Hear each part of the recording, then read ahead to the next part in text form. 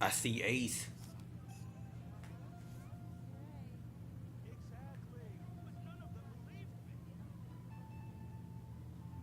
Hold on, I'm trying to fix this a little bit.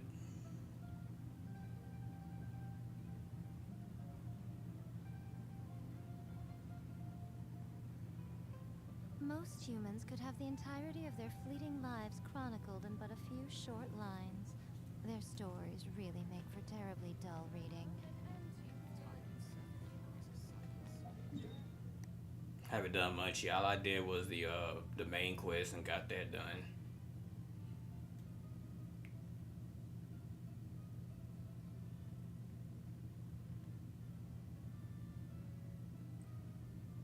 I still haven't explored here yet. Damn near.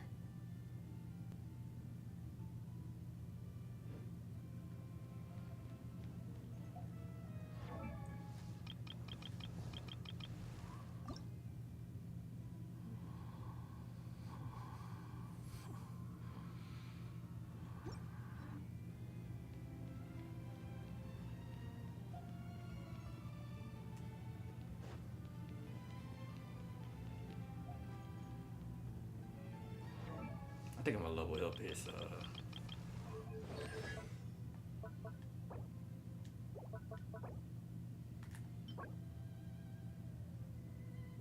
Psh.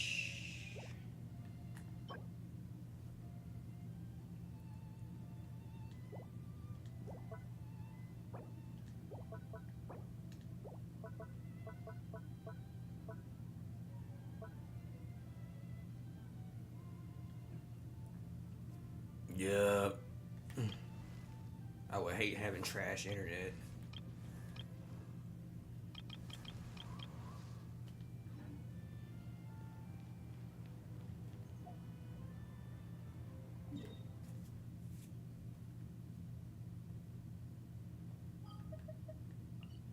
Damn, why I still getting quests from Subaru, but I don't got one for Fontaine yet.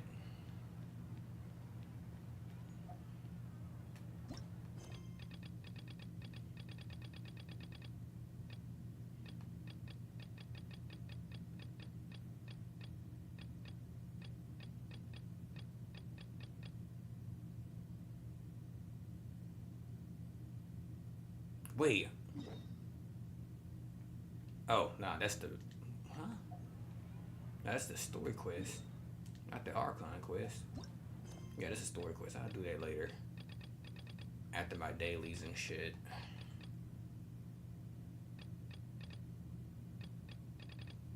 Wait, I can? It's still showing I can do dailies in Subaru. Unless I gotta do them first. Add Astra at...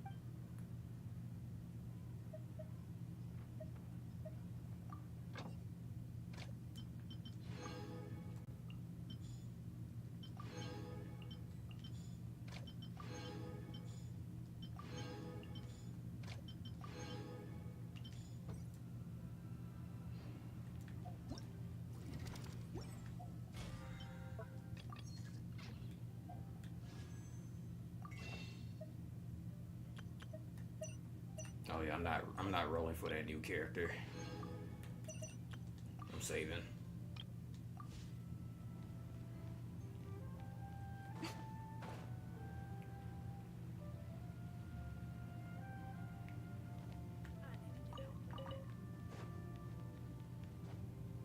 I'll wait till what you call it becomes playable. What that girl name? that had to fight child. Dang, I forgot her fucking name. Like, Chalisa or something.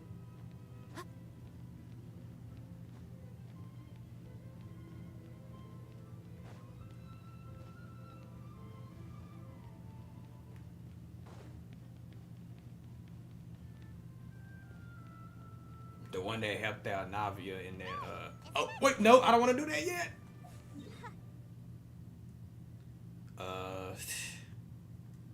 Yeah, man, I'm gonna just do it. I think I'm gonna just do these quests just to get it over with. Paimon has a funny feeling that we might be in for an interesting time if we go check it out. Shall we?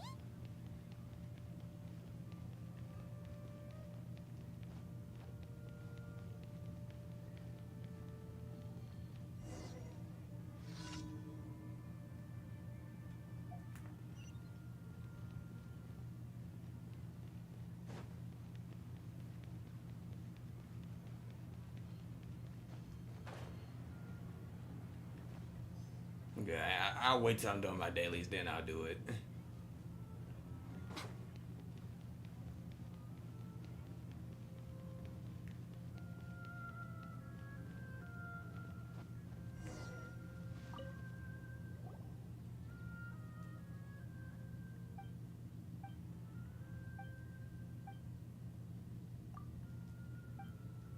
Oh, I tried Tower of Fantasy. That game is ass. It's not worth it.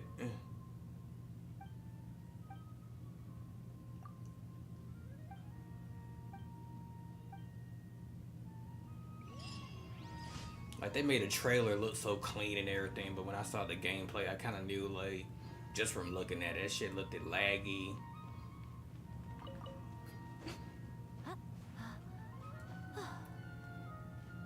That game was just ass. Customization was ass too.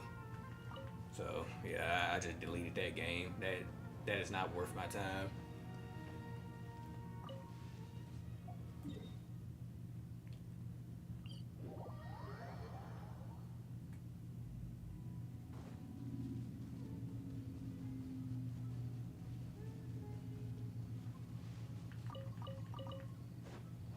I'm glad that game free though, cause it is not worth paying. Right here, right now. Emerge.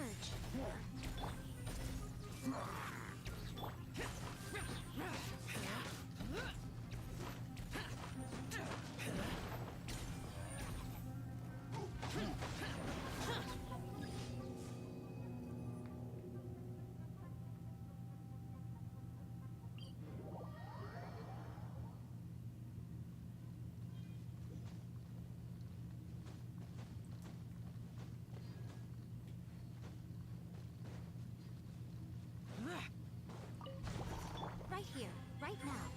Right here. Everyone hold hands. Let's dance. I think I'm gonna go. What you call those things? Hydroglowis, whatever. I think I'm gonna hunt for those after that story quest, or if I'm near them.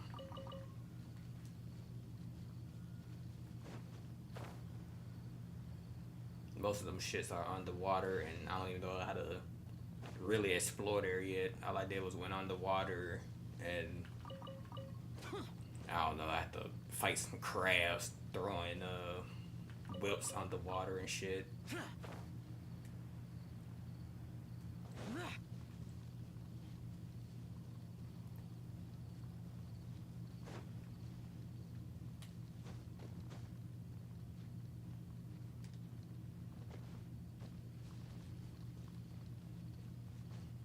That Archon quest, it was like Persona 5 with a Ace Attorney gameplay type shit. And I suck at that type of game.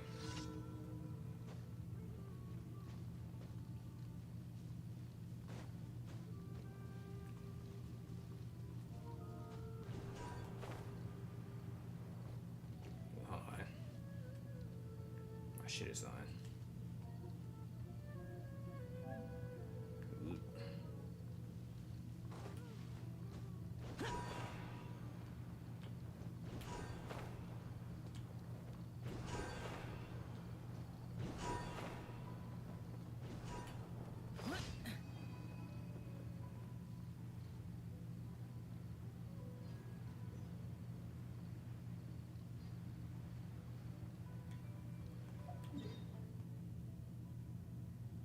I got one more quest already.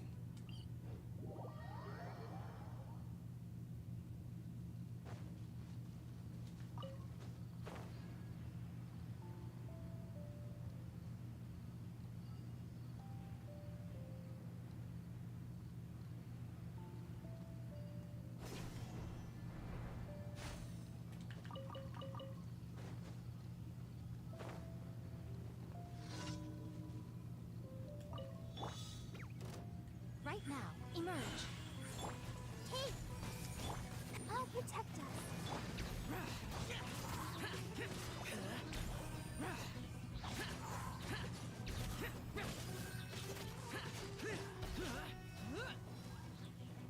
Right now.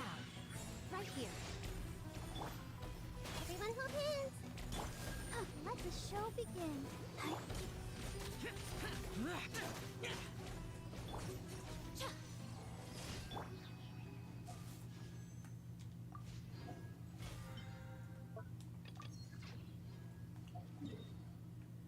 Yep. That was quick.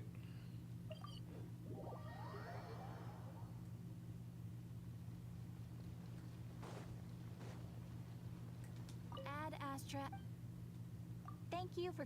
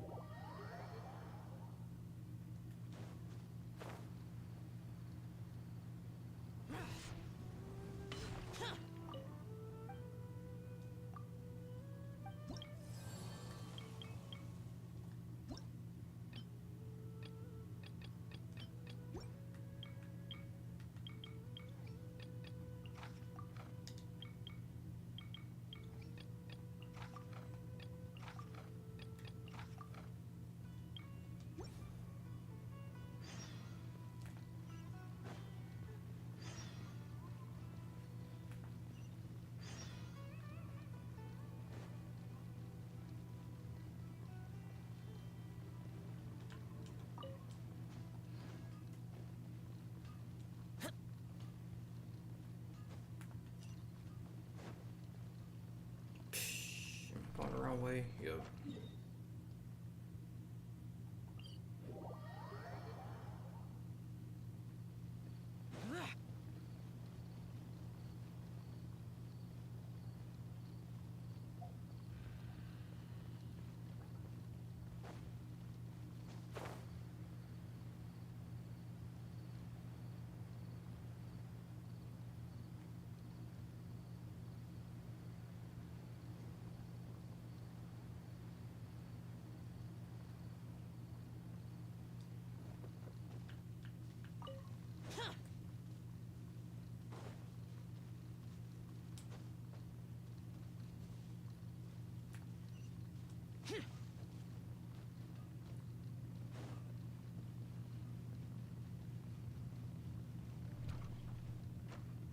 Oh, I wasn't.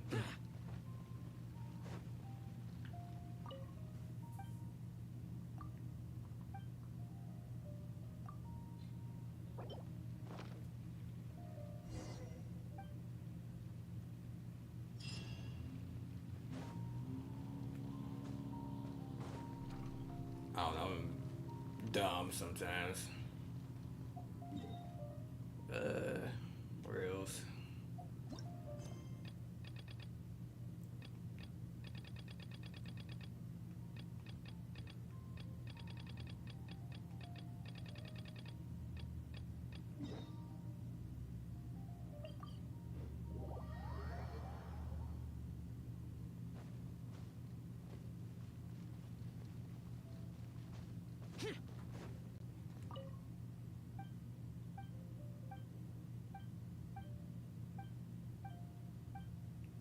Am I talking to the wrong people? Oh my god, yeah, I was.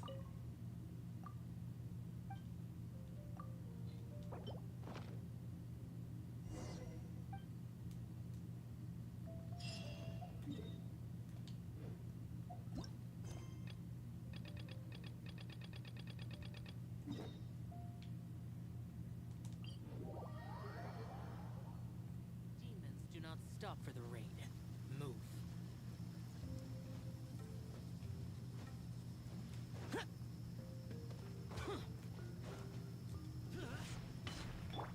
Right now. Right here. Right now.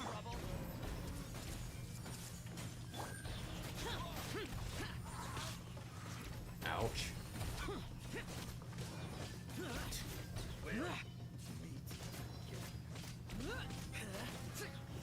Useless.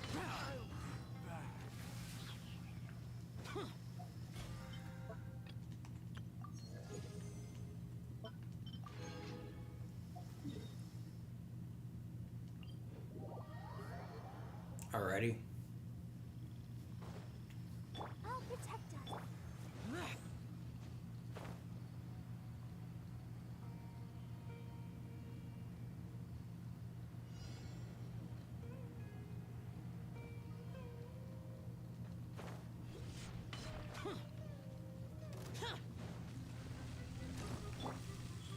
Emerge. I see everything. Make yourselves a home.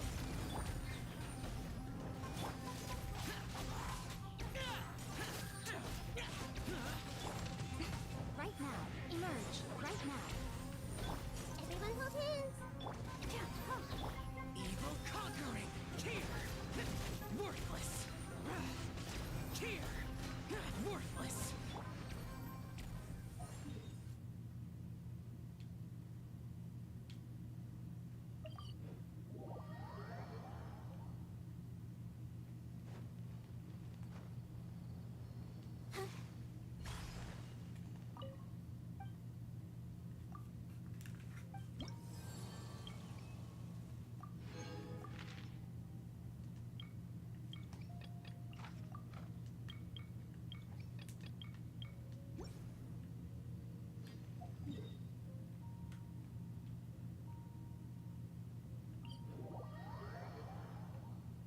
Stay out in the rain for too long. You'll catch a cold.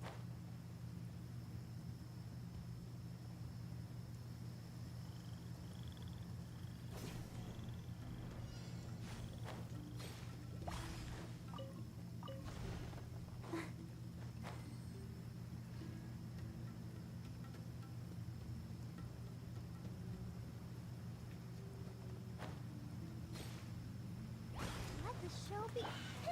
I see everything. Right here. Emerge. Right now.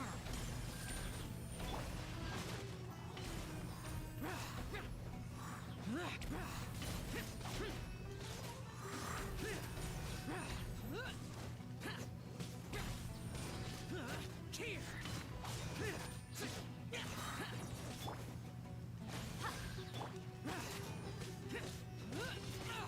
Get out of my way.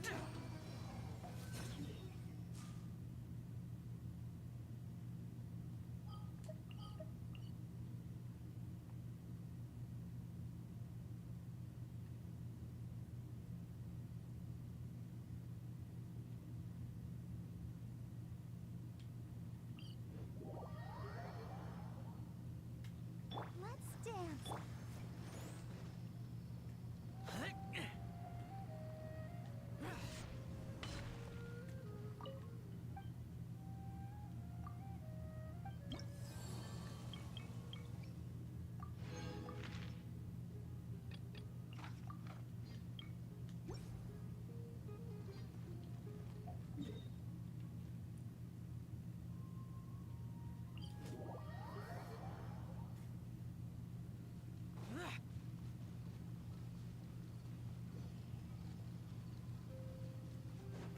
You are not well right here. looking for trouble. Hey, Take that. Boring. Lament. Here. Worthless.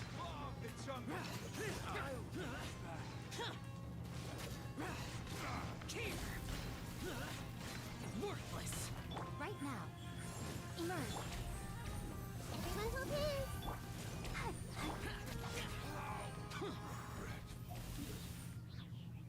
Going with that.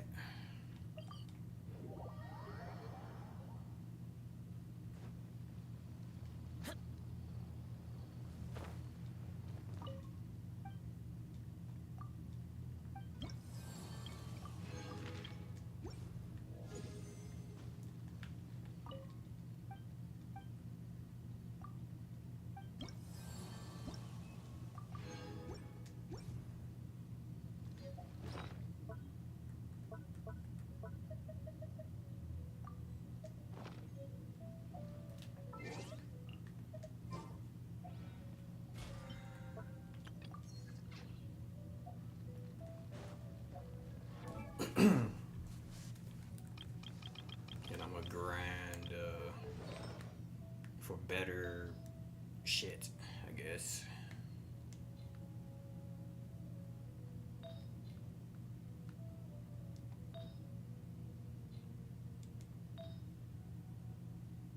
The fuck I need defense percentage.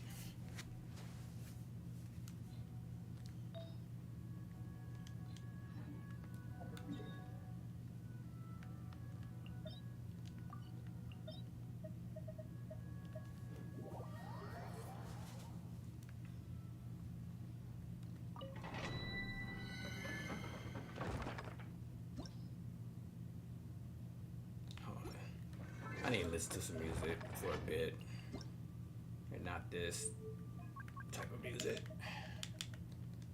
Hold on.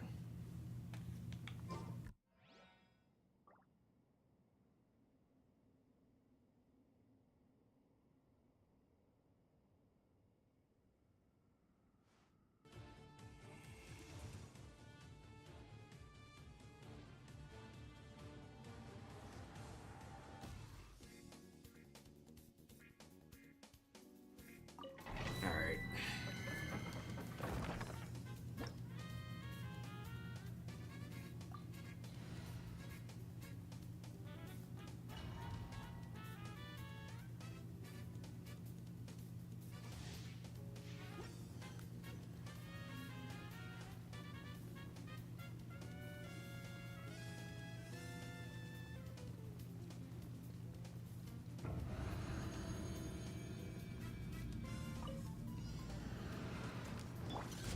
Right here. Emerge. Hey! The Temple of Wisdom! Show right here.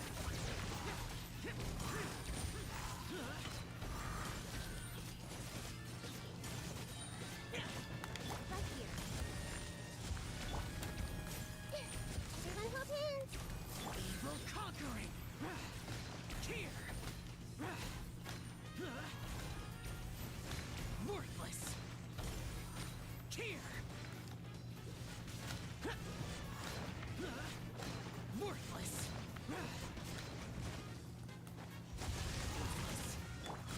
Right now. Right here. Hey! Go, Barber!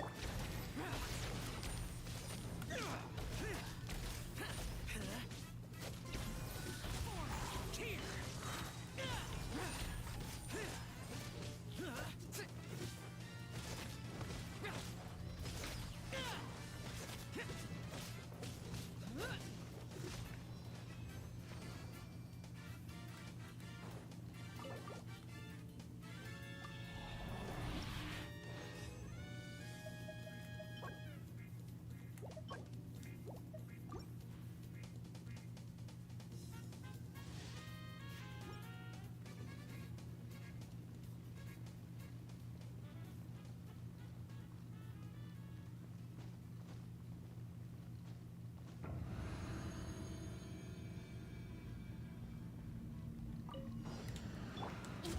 Right now. Emerge. Everyone hold hands! Make yourselves at home!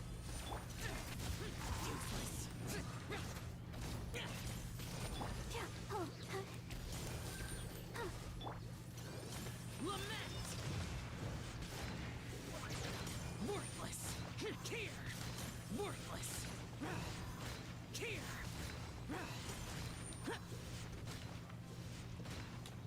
Worthless. Here.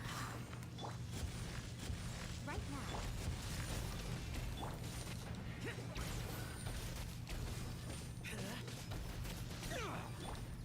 Ready, steady, go! Oh, let's dance!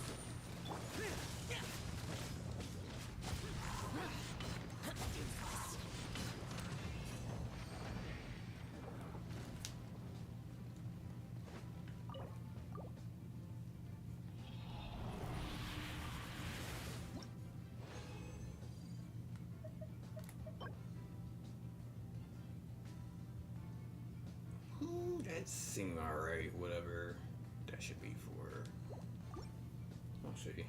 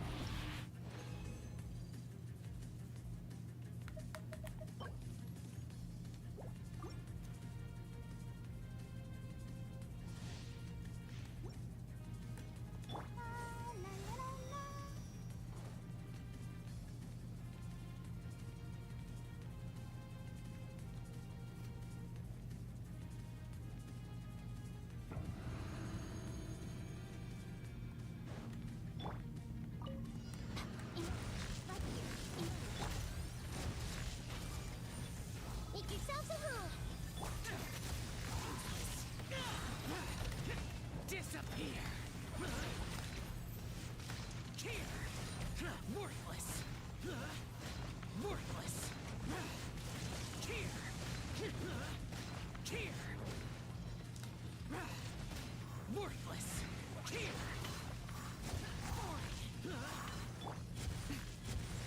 Right now. Sharing my knowledge. I'll protect us. Right?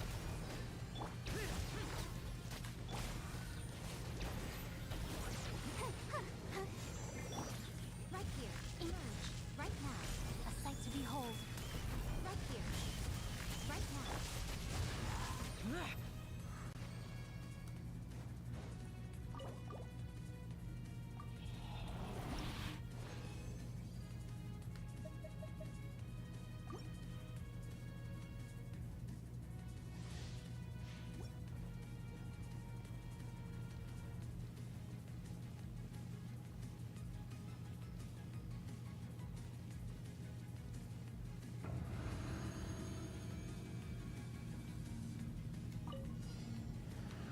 Right here. Right now. Right here. Everyone hold hands. Ja, ja. Hey. Make yourselves a home. Stemra. Lament. Worthless. Here. Here. Worthless. Worthless. Here. Right now. Right here. Right now. I see everything. Worthless.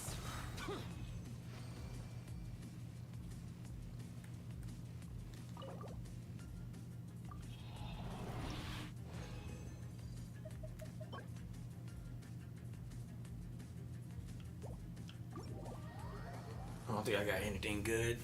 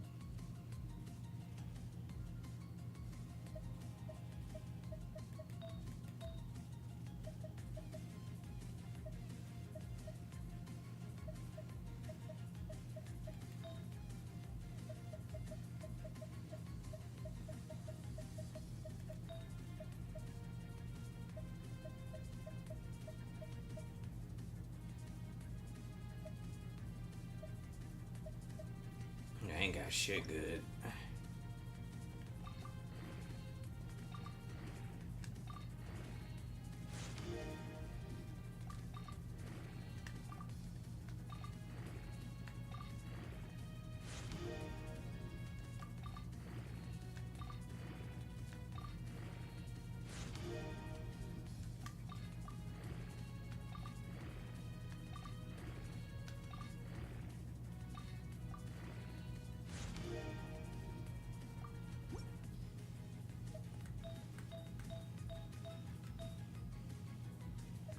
Hell, I'm scared to even mess this out because it's not something I'm destined to stay with.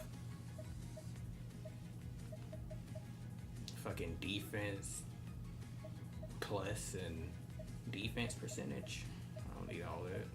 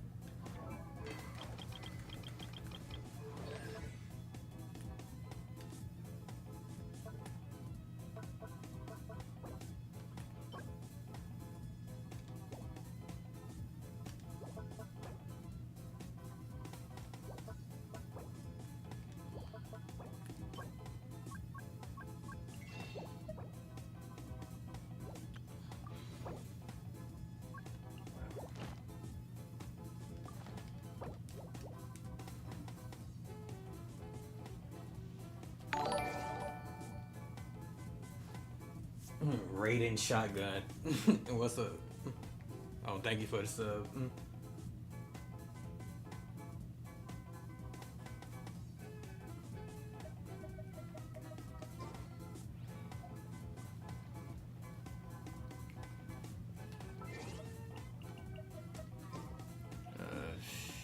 Oh yeah, shit, that's what I'm trying to do.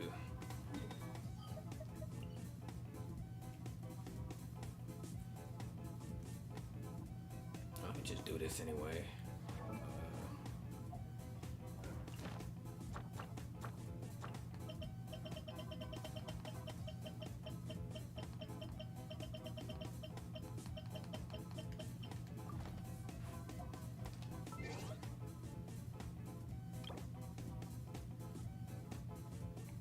Revert world level. Yeah, I need more drops.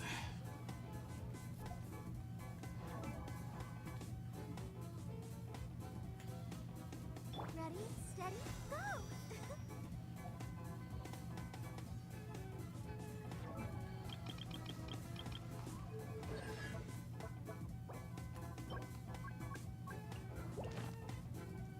Hey, what up, Adam?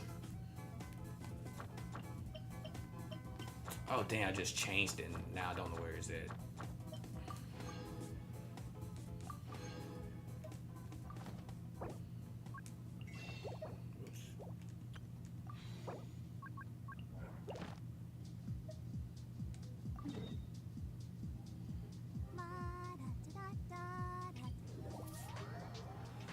I'm doing alright, what about you? Go, Barbara, go! Are you here? Inside shall be punished. I went to sleep like 6 a.m. Woke up at 4:20. Then I just took another nap and just now woke up. Emerge. Right now. Right here. Let's wait for delivery. Useless.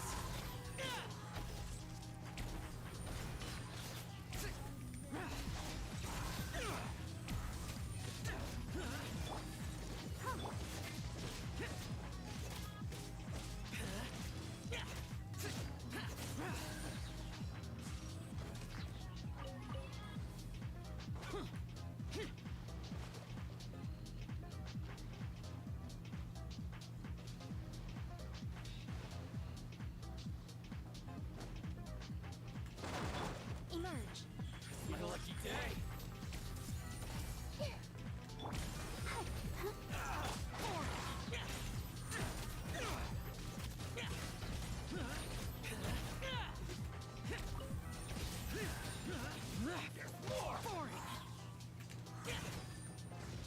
Damn, couldn't dodge.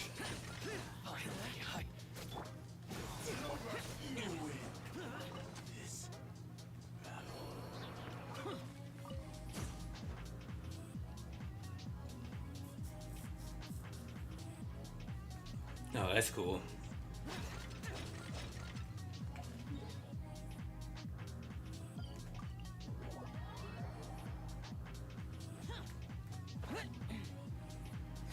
I don't feel like fighting you, man. Alright. Right now. Right here. Everyone hold hands. Oh, I'll protect you. No, no.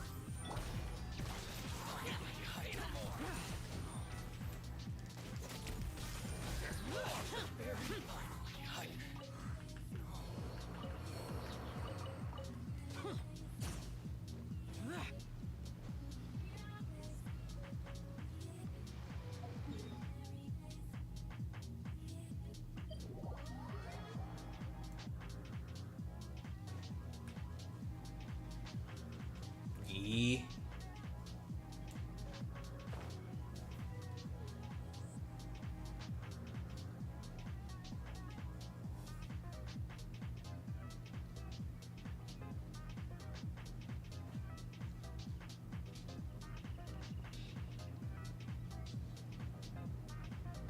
Here. Let's get Right down now. to business. Emerge. Light blade. Hey.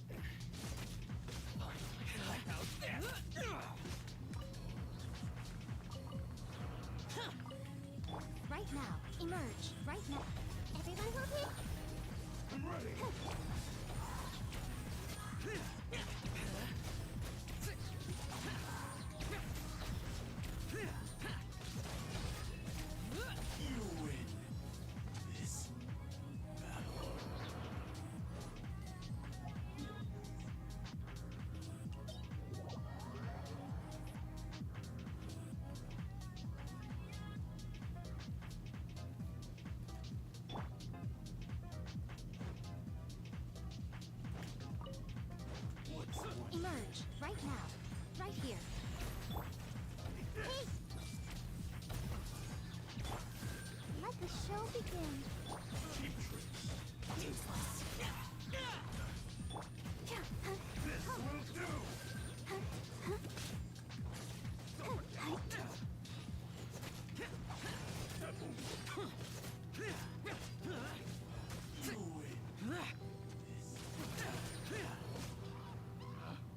Picked the wrong test subject.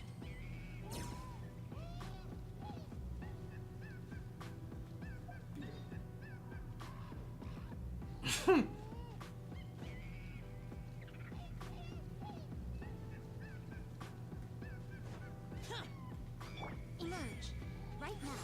Emerge. Going somewhere? Everyone hold hands. Will suffice. Chief, Let's dance. night blade, useless. It over. To the very Right here, right now.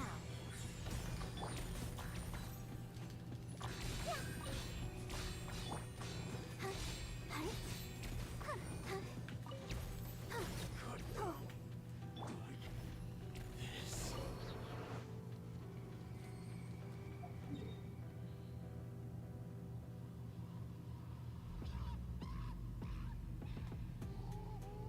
I was down here, shit.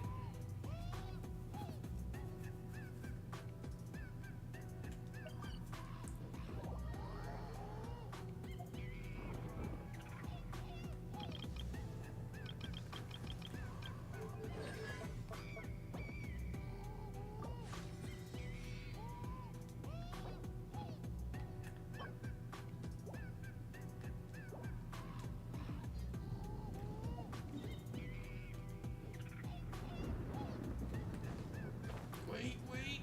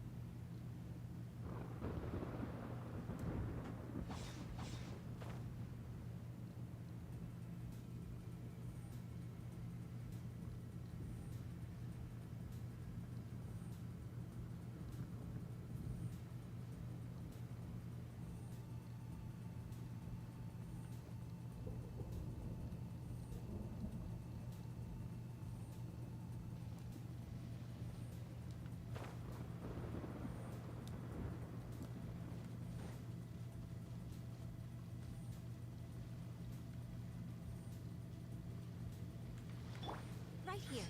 Emerge, right now. Single rod. The perfect distance. Say no more. That's Wrong test subject. Boom. To the very.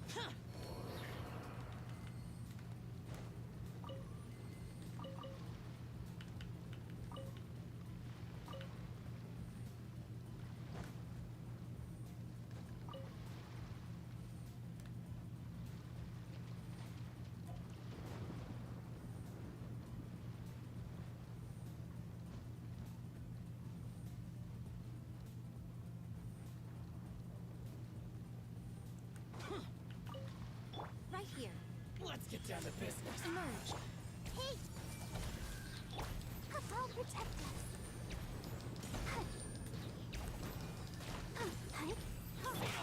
Get out of my way. To the very. Finally,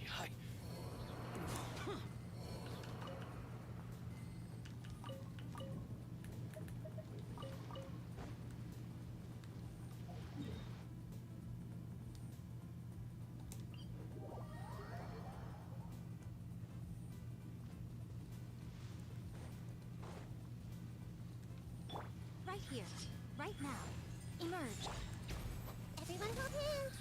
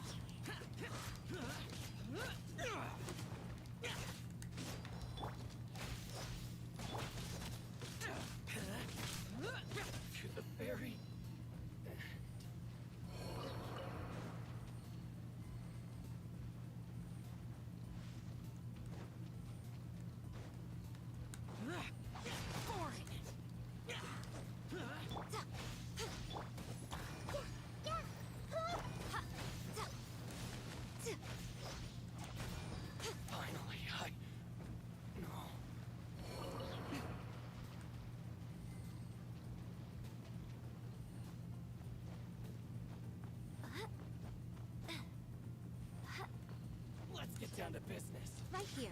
Emerge. How's this? Hey! Let's dance. Very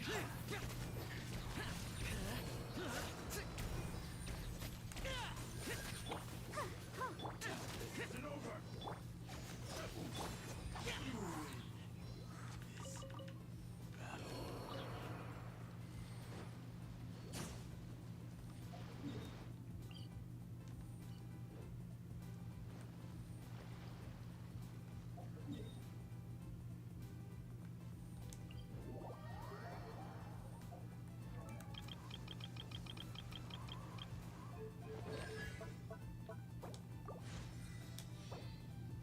Ooh, now I need both of these shit.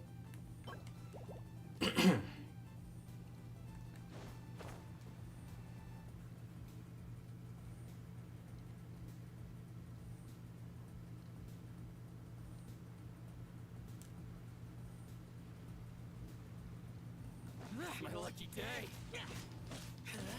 Say no more. Useless.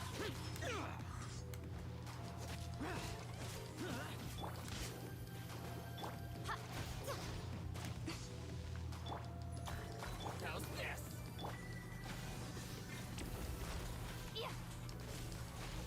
To the ferry.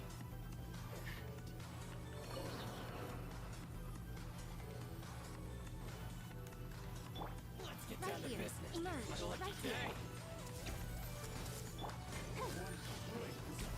My way.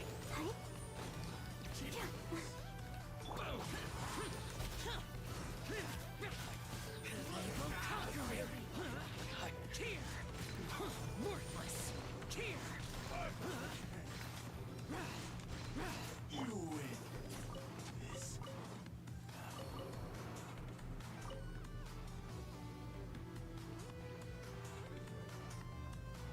It's my lucky day.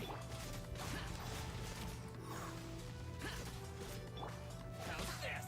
Is that pup?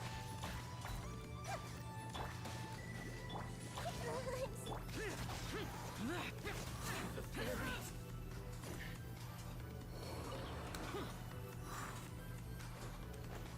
Emerge. Right now. Emerge.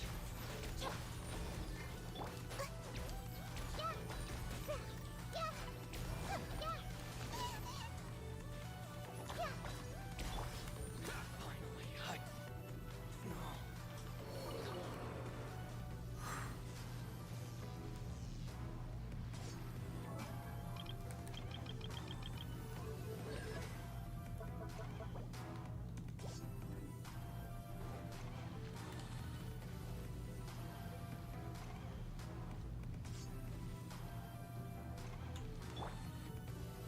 Right here. Emerge. Right here. Everyone hold hands. Life is short. Boring. To the ferry. Damn, I got nothing for it. Shit. Should have done that in the first place.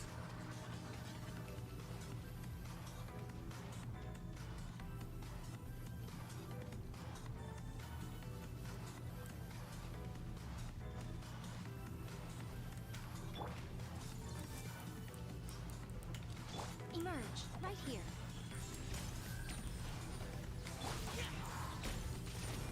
More boring.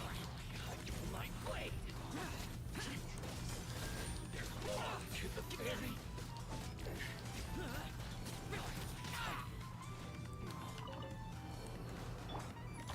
Hey!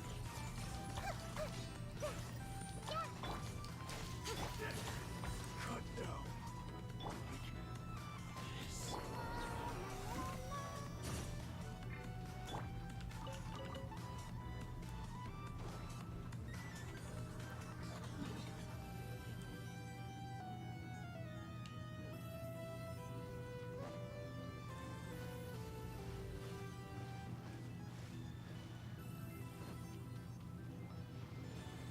Useless. Here. Right now. Right here. Emerge.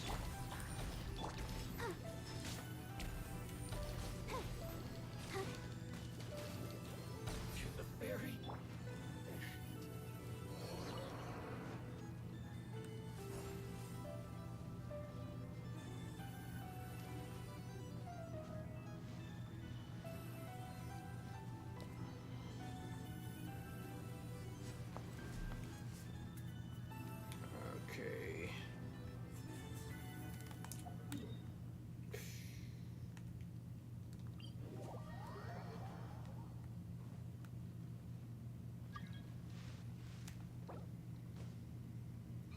Don't know who that is.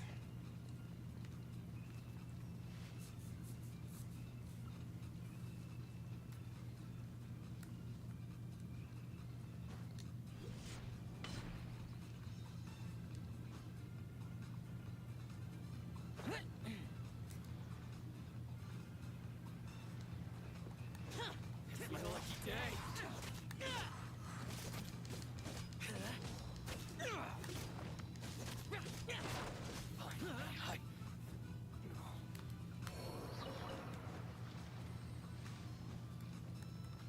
Right Let's here, get down to right now, business. right here. I see everything.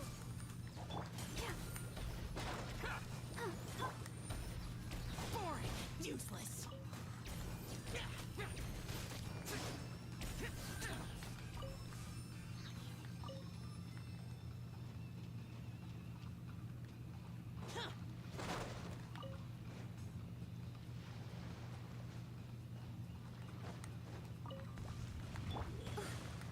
Right now, right here. Hey! I'll protect us. Useless.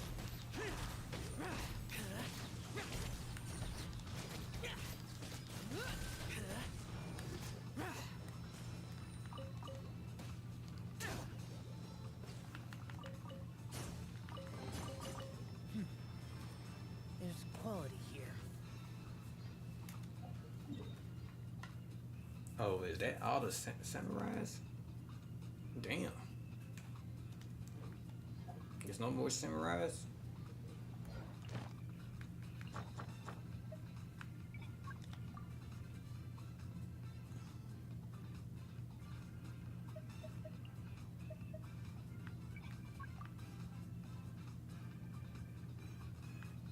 Oh, okay. I should have been done this. Now I'm gonna have missions since Fontaine on reset.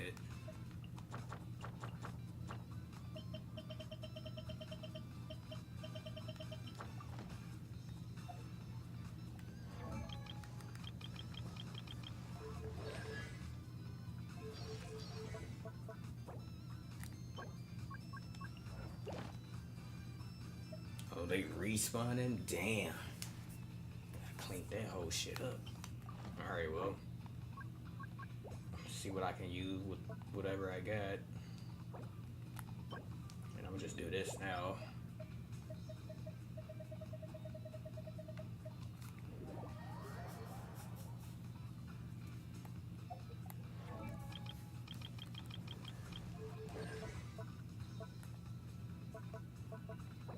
Or I should do this.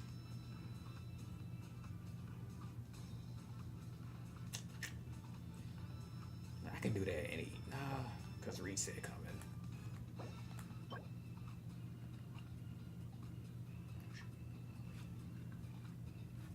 Damn, I forgot what that mission even is.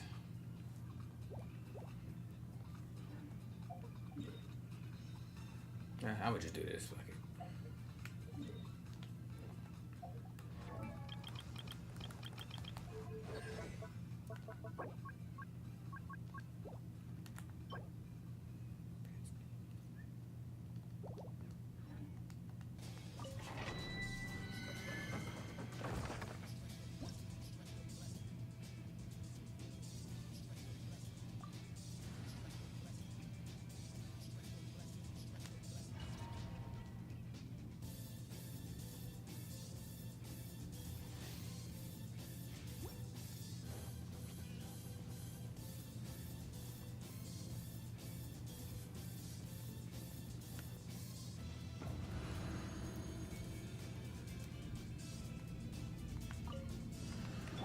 Emerge, right here.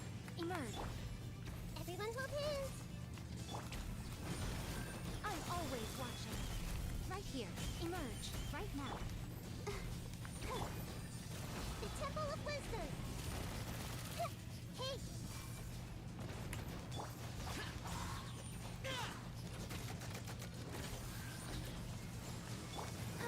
Let's dance. Lament! Worthless! Here! Worthless! Here!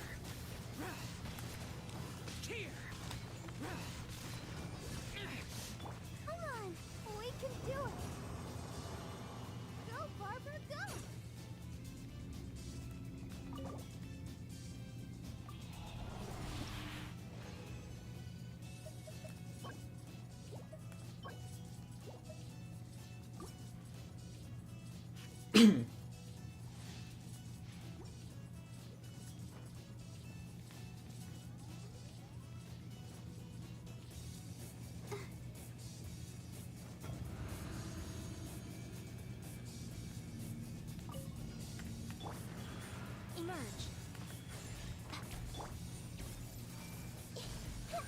Make yourself a home. I'll protect us.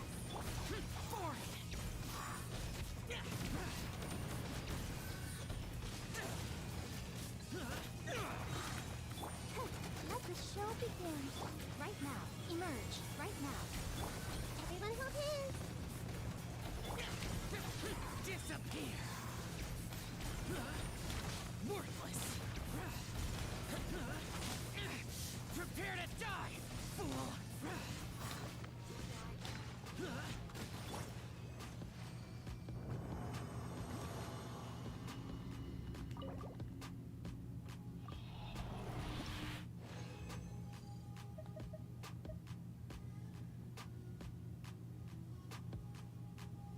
I think that's all I'm gonna get from there.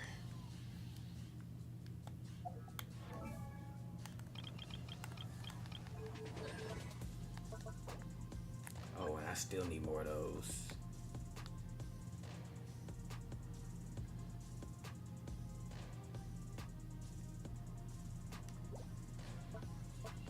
Oh well.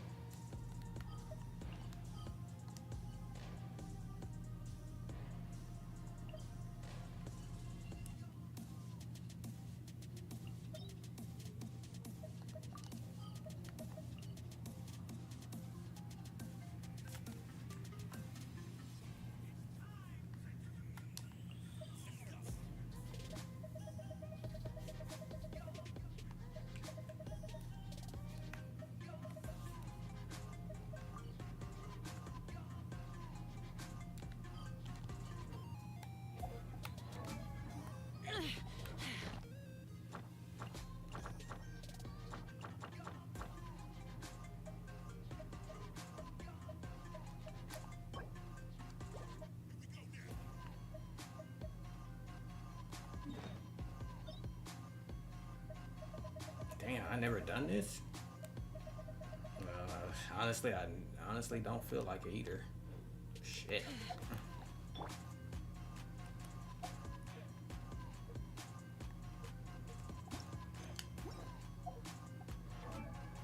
Damn, I'm trying to figure out what.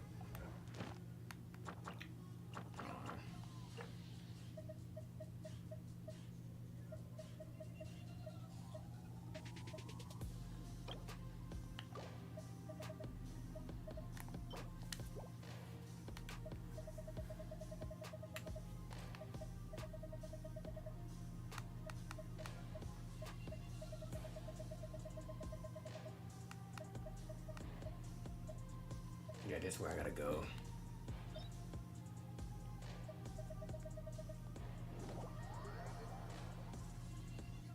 Well, trying to get my ass beat, cause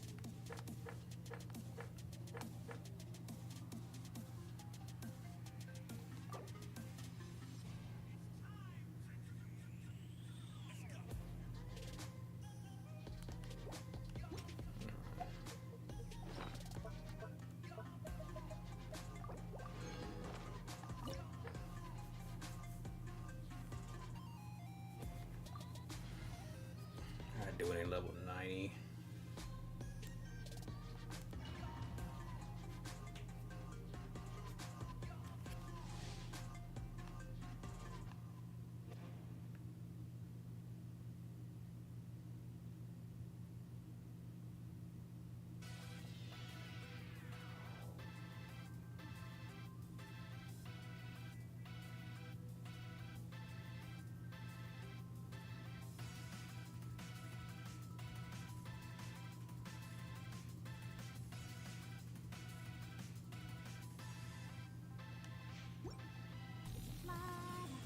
Yeah, I forgot it had shit even worse.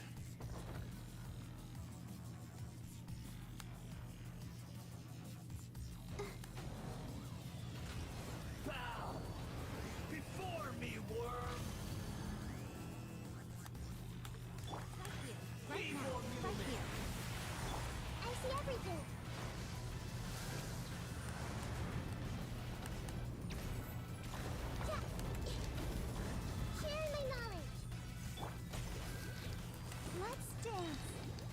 Insignificant past.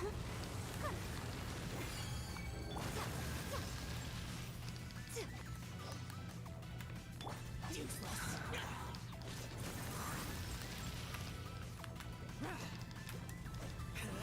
Right now. Emerge. At my command, you shall fall.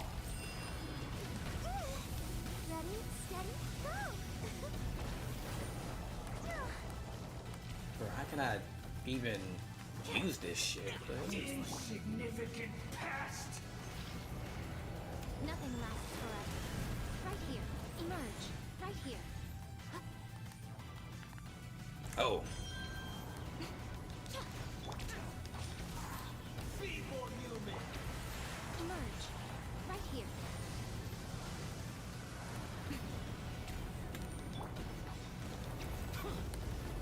Right now. I see My everything. endless cycle begins. This was unwise. yeah, I'm dead. Figure how this fight even is.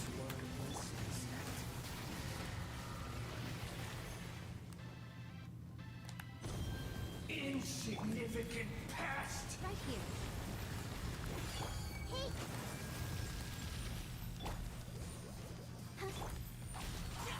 Lament.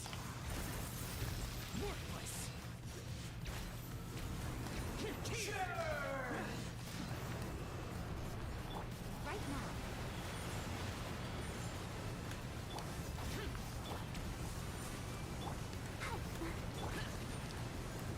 Feeble human.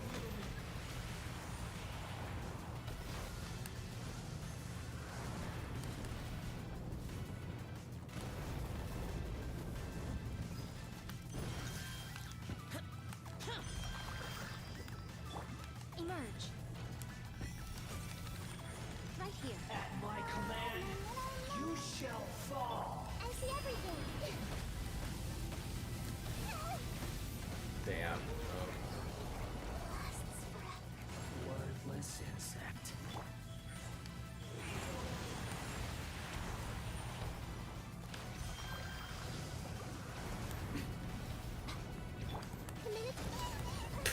Damn, I just revived her.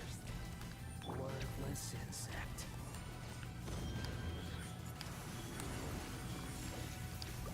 Perish! A sight to behold. Right here. Emerge. Right here. Let the show. Insignificant past.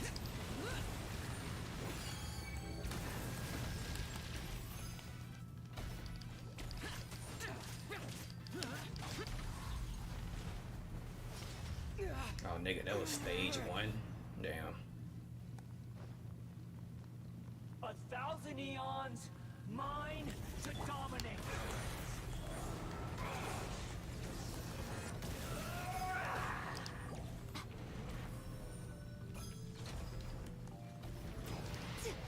Burn to oblivion.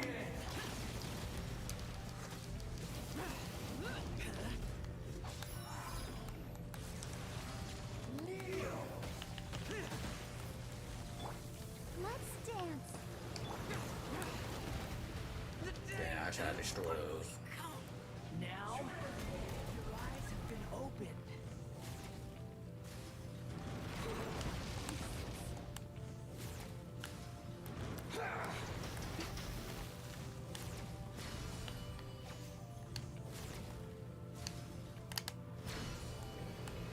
Reality is pain.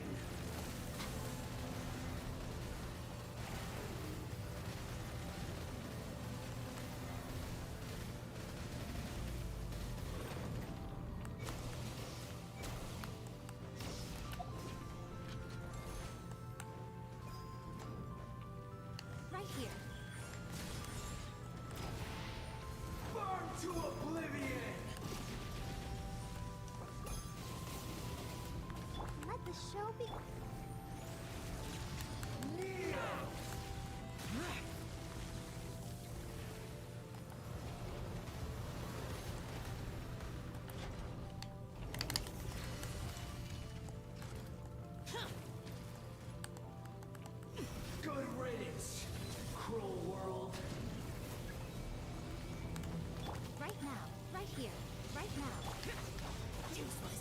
No way I'm destroying all that in time.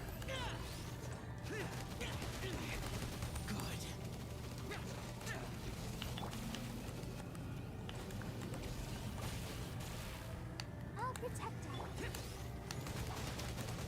Yeah, I ain't destroying all that in time. Now, your eyes. Yeah, fuck it. I ain't dying.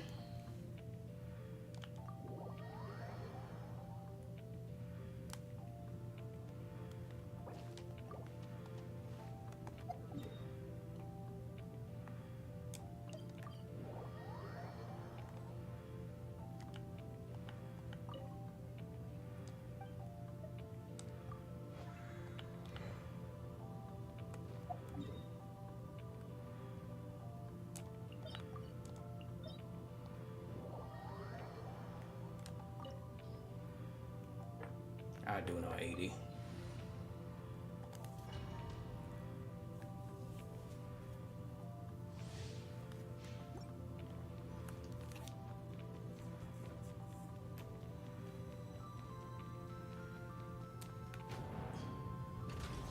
Let it be known that divinity is mine. Right now. Right here. Hey! Perish!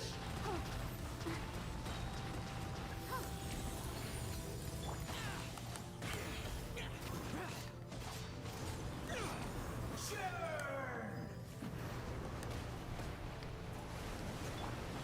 Right now. Right here. Everyone hold hands! Come on! We can do it! At my command, you shall fall.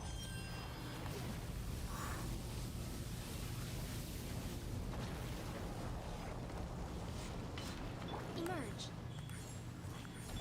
I see everything! Churn!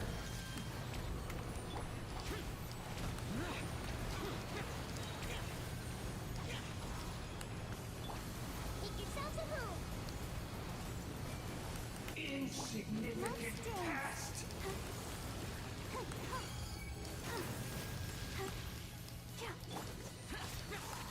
Evil conquering. Worthless. Worthless. My endless cycle begins.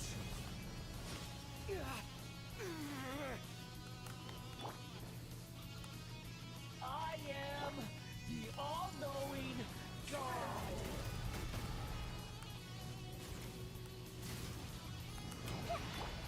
Burn to oblivion. I see everything! I'll protect us! Filth. Kneel.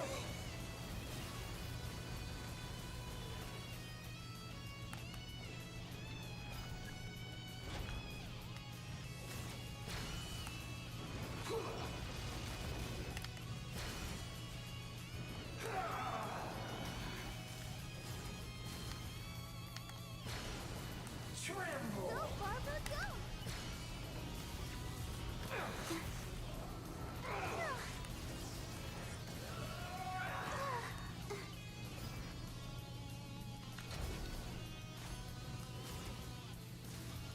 Let the show begin. Right here. Reality Right now. pain.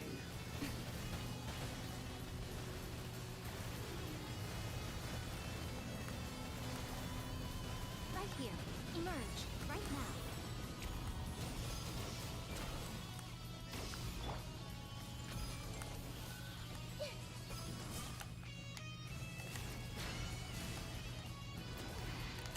Burn to oblivion. Everyone hold hands! Good riddance, cruel world. Emerge. Share my knowledge!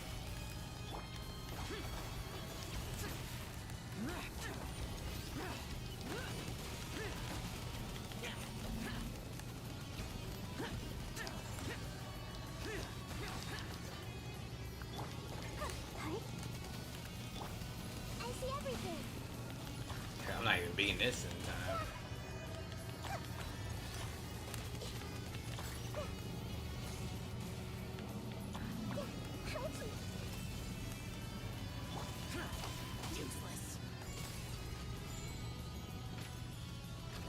My shit froze. God awakens.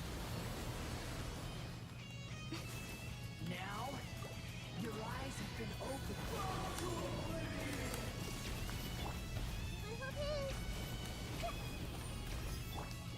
I'll protect us.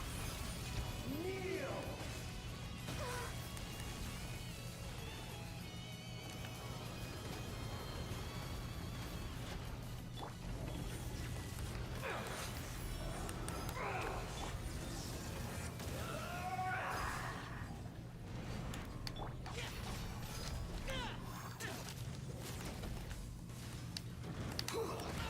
Get out of my way.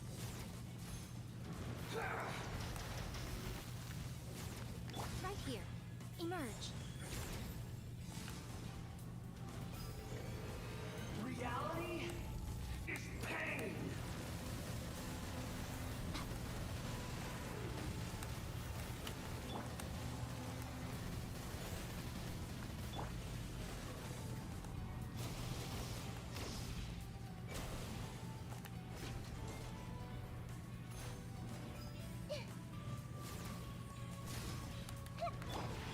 Right now. Emerge. Oblivion.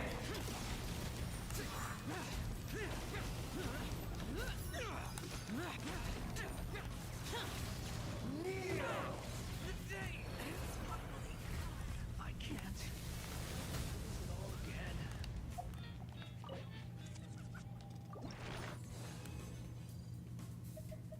Well, I got what I need, which is this.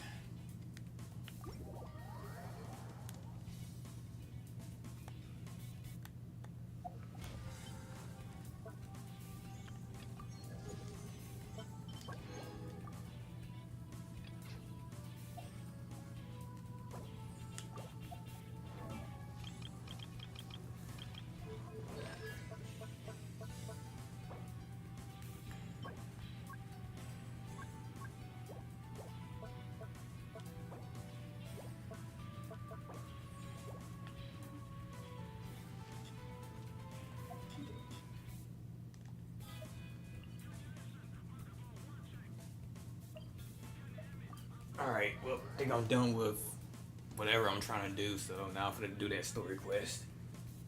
Also, BRB. Let me do this first.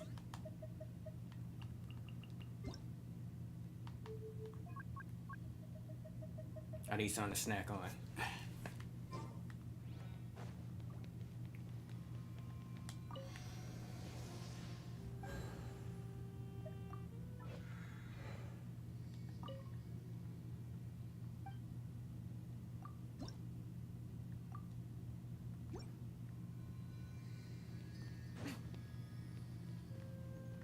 Alright, hold on.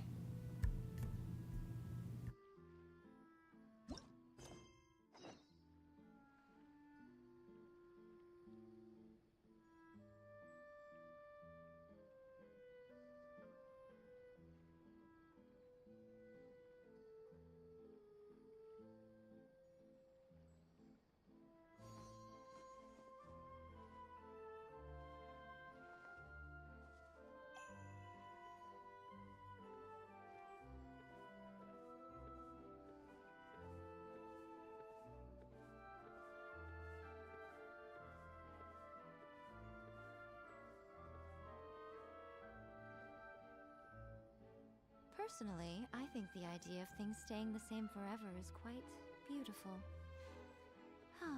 But alas, that is simply not the way the world works.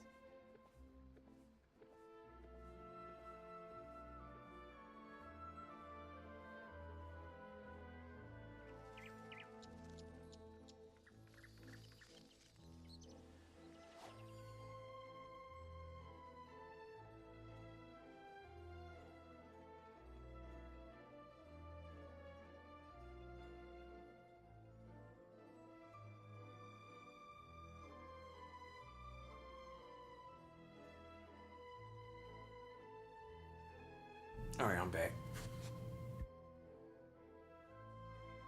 Most humans could have the entirety of their fleeting lives chronicled in but a few short lines. Their stories really make for terribly dull reading.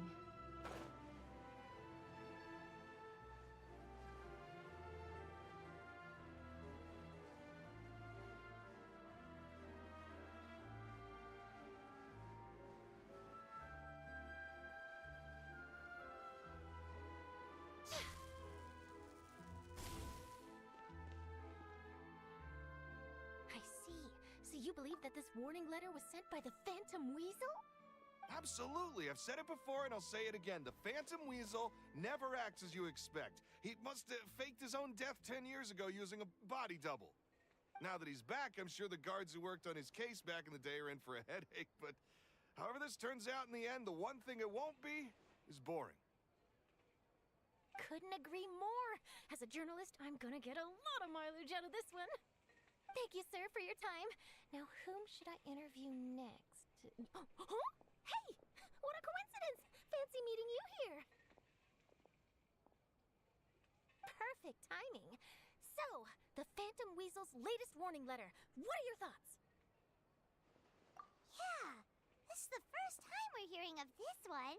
Could you clue us in? Huh? Oh, sorry. Yes, this case is from a decade ago. I guess you wouldn't know about it. Well, not to worry. You're in good hands because I'm a professional. The story goes like this. 10 or so years ago, a phantom thief became active in the court of Fontaine. Known only as the Weasel, nobody knew his true identity, and the authorities never managed to catch him. Wow, cool! He sounds like one of those mysterious night burglars that you read about in novels. Precisely. Well, except the part where they actually have a good reputation. Our Weasel targeted whatever people held dear, and no one was safe from his predations. He would just as soon steal a necklace from a rich merchant's safe as he would a toy doll given to a commoner child for their birthday. I know. The phantom thieves you read about in novels rob the rich to pay the poor, but this guy did not discriminate. Unsurprisingly, this didn't work wonders for his public reputation. Every man and his dog wanted to see him behind bars. Yeesh. So, did they catch him? Not exactly. There's a good chance that the Weasel would still be at large to this day if it hadn't been for an accident 10 years ago. A magician named Caesar fell to his death in a botched high-altitude escape performance.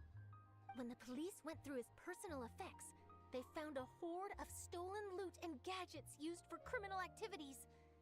And that was how the Phantom Weasel's identity was revealed to all. Sure enough, thefts in Fontaine went down after Caesar's death. But today, 10 years on, the notorious thief has once again issued one of his warning letters and pasted it on the gate of the Opera Epiclese for all to see. I had to squeeze through the crowd this morning to get a photo as soon as I heard. Here, it's this one. So, this is the warning letter, huh? Let's see what he wrote. 3 days from now, when evening falls, I shall take from you that which you hold most dear at the Opera House, just as you did to me 10 years ago. This is, without a doubt, a clear declaration of criminal intent. After years of laying low, the Phantom Weasel is back with a vengeance. What once seemed like an open and shut case has been blown wide open again. But why has he reemerged now? And what does he want? I sense an epic scoop, and I'm going for it. Uh-oh. If this thief will steal anything that other people value, does that mean even we might be targeted?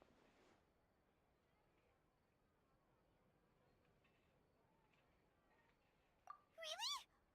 Oh, let him try. In fact, Hyman's gonna eat all our snacks right now. Let's see what he can do about that. Okay, the people have spoken.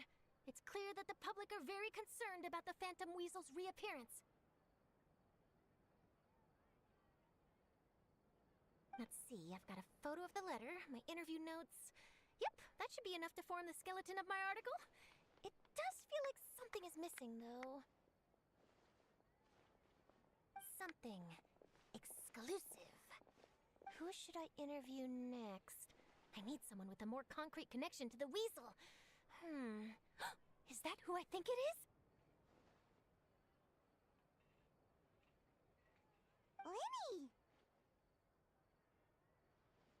Magic, magician, Caesar! The Phantom Weasel! That's it! Let's go interview Lenny! You see, the original Phantom Thief Caesar was a magician too! And what do Phantom Thieves and magicians have in common? They both have an air of mystery about them. Perhaps there's a connection there. Are you serious? What sort of a deduction is that? Oh, relax! My journalistic instinct tells me that an exclusive news story is beckoning. Let's go! No time for delay!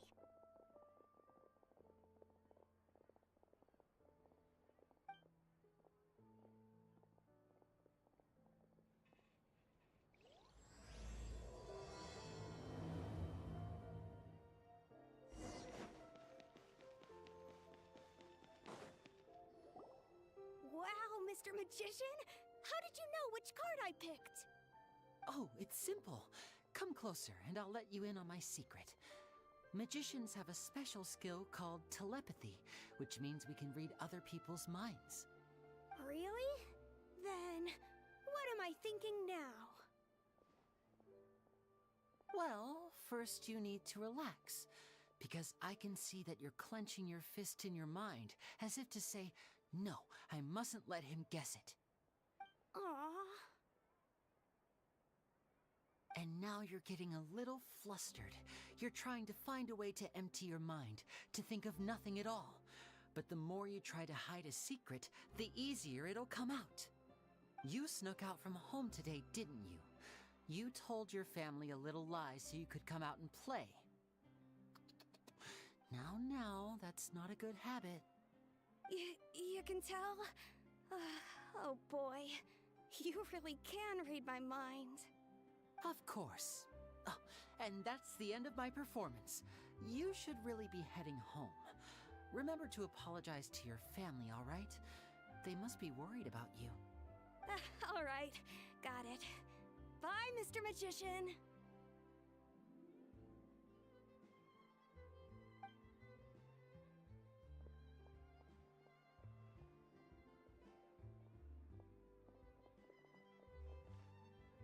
Hey, Lenny? Why, hello. We meet again. Are you looking for me? What's the situation? Well, why don't you guess, Mr. Telepathic? Oh, please. You didn't believe that spiel, did you? The power of telepathy is quite beyond me. I'm sure that child would beg to differ. Seemed like you were right on the money. That was nothing more than a little trickery. I made an educated guess based on his micro-expressions. That, plus the fact that he was the only kid here without his parents, and he looked as guilty as sin. He made it easy for me. You guys, on the other hand... Let me guess. Don't tell me you're here for the Phantom Weasel, are you? Wow, got it in one! Is this more of your trickery at work? Wait, really? No trickery this time. It was pure luck. His warning letter's been the talk of the town, so I figured that maybe you were asking around about that. Bingo! I plan on writing a column reporting on the latest news about the Phantom Weasel. So, Lenny, what are your thoughts on this infamous thief's reappearance? To be honest, it makes me angry. Angry? Why? You read his letter, right? The Phantom Weasel claims he's planning something in 3 nights' time at the Opera House. That's the night I'll be performing there.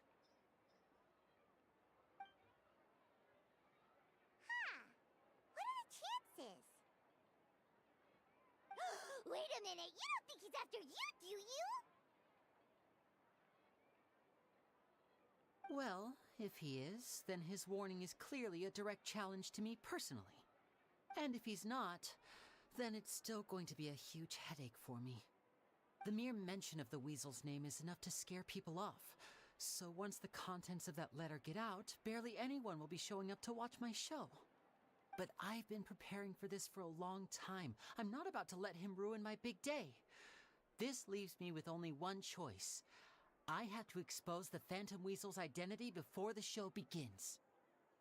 Really? So what you're saying is, we might get to see a live duel between a famous magician and an infamous thief? Wow, this has exclusive written all over it.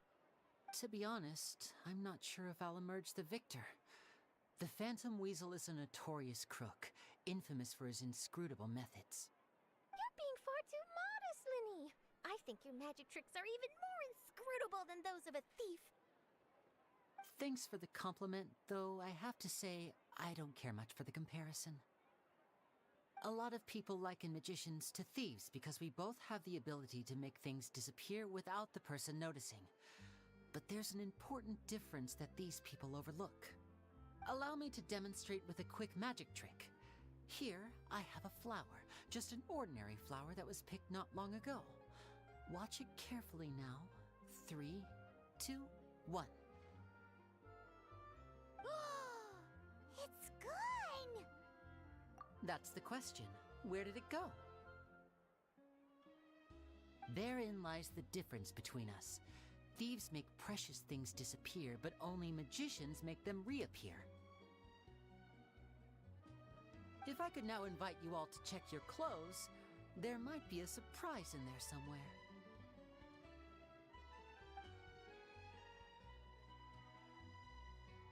A surprise? Let me see!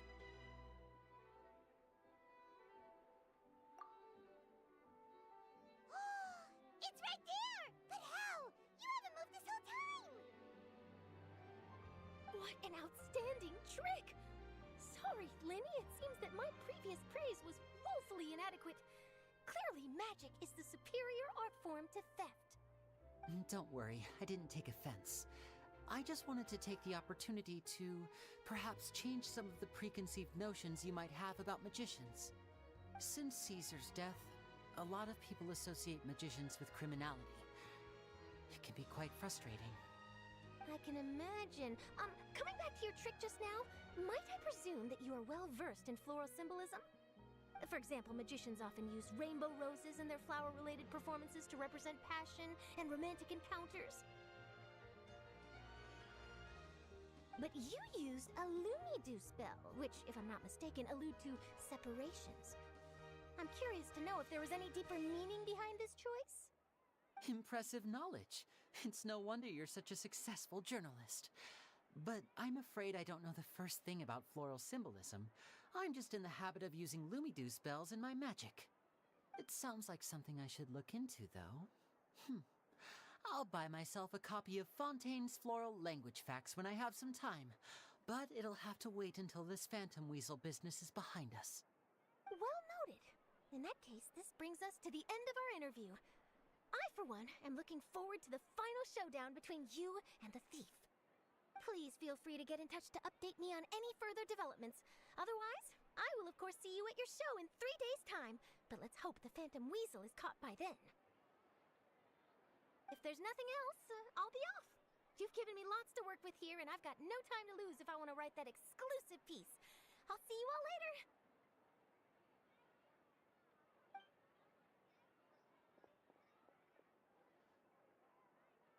So, Linny, are you gonna tell us how you did that flower trick now?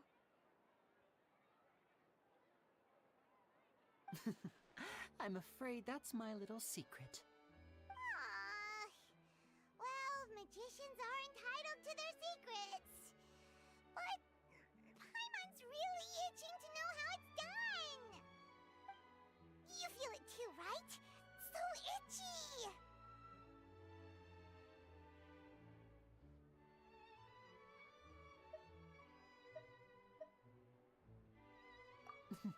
Not so itchy then, huh?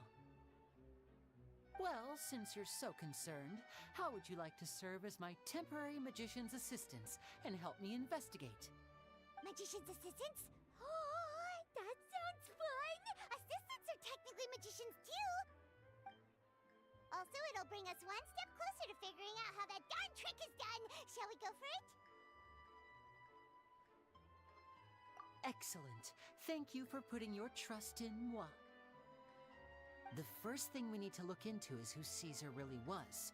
If he truly was the Phantom Weasel, that means that the weasel is dead, and whoever wrote this warning letter is just a copycat criminal. But if he wasn't the weasel? Well, that'll make things more interesting. It would mean that the weasel lives, and he's been laying low all this time in some corner of Fontaine. And if we're investigating Caesar, his fiancée Gemma is a good place to start. Word is that she visits the cemetery often, so I asked Lynette to wait for her there. We should make a move. Let's go and rendezvous with Lynette.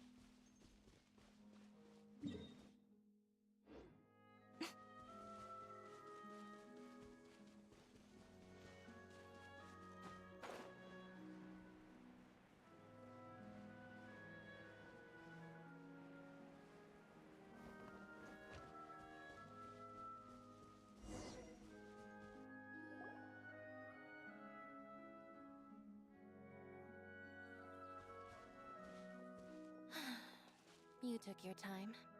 Sorry, I bumped into the Traveler and Charlotte en route, and we ended up chatting for a while. It's been a while, Lynette. We're working as Lenny's temporary assistants in the investigation of the Phantom Weasel. Thank you. It's good to have you helping. So, what's the situation? Have you seen Gemma? Nope. I've been here a while, and she still hasn't shown up. How bizarre. Maybe it was bad intel. Well, we won't get anywhere by standing around waiting. Traveler, Paimon, let's go ask around.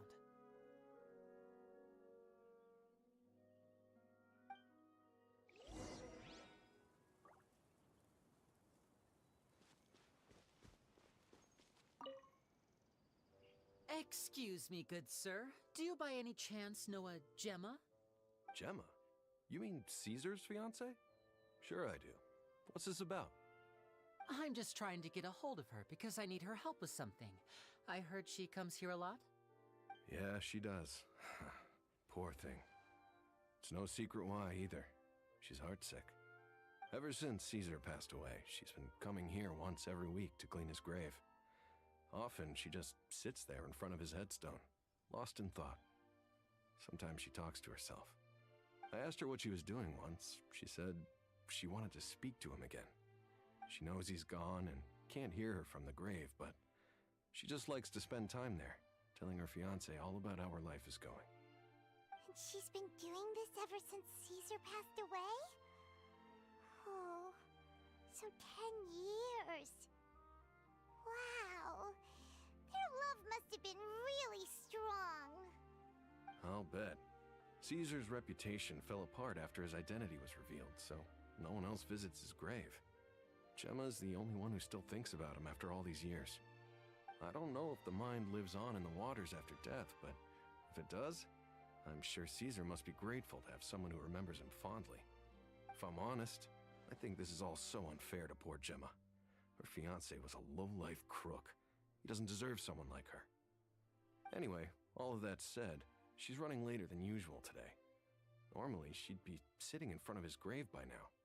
I wonder if she's okay. Well, that's everything I know, I'm afraid. You might have more luck asking some other people. All right, well, thanks for sharing all of this with us. We'll keep asking around. You're welcome. I just hope she'll be able to move on one day.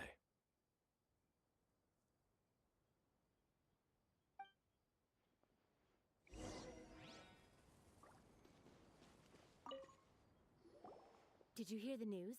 They're saying the Phantom Weasel's back. You're kidding. Wait, isn't he dead? I don't know anymore. All sorts of news flying around nowadays. I can never tell what's true and what isn't. But what if, just hypothetically, I mean, what if this weasel's the real deal and Caesar was framed? Called it. Seriously, 10 years ago, on the day it all went down, I said to myself, you know what? This guy's been set up. The Caesar I knew was a good guy. He gave balloons to children on the street, for Pete's sake. What, are we supposed to believe that he was a balloon thief or something? Give me a break. Oh, please. Weren't you the one cursing his name to high heaven when the police announced the news? You were all, "Oh, that gosh darn lousy son of a, you think you know a guy," or words to that effect. Wait, did I say that? I don't seem to recall.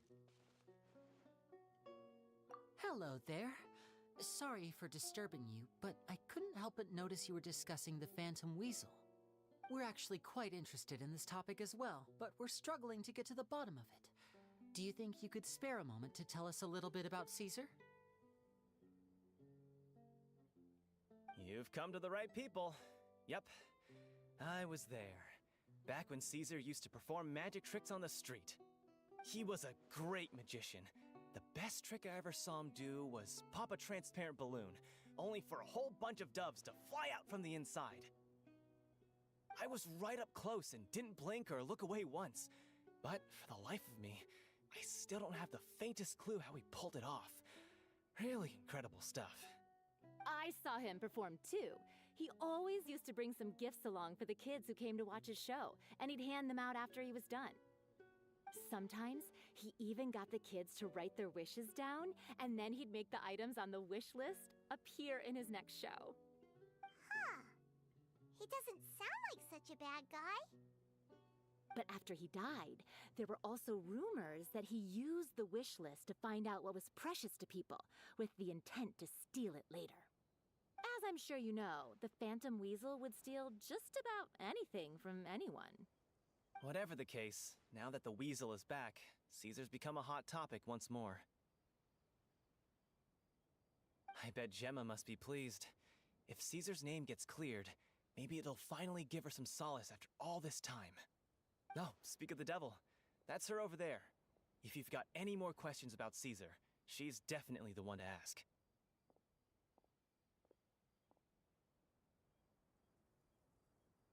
So that's Gemma. Is it just Paimon, or does it look like something's wrong? Wait, it looks like she's injured. Come on, let's see if she's okay.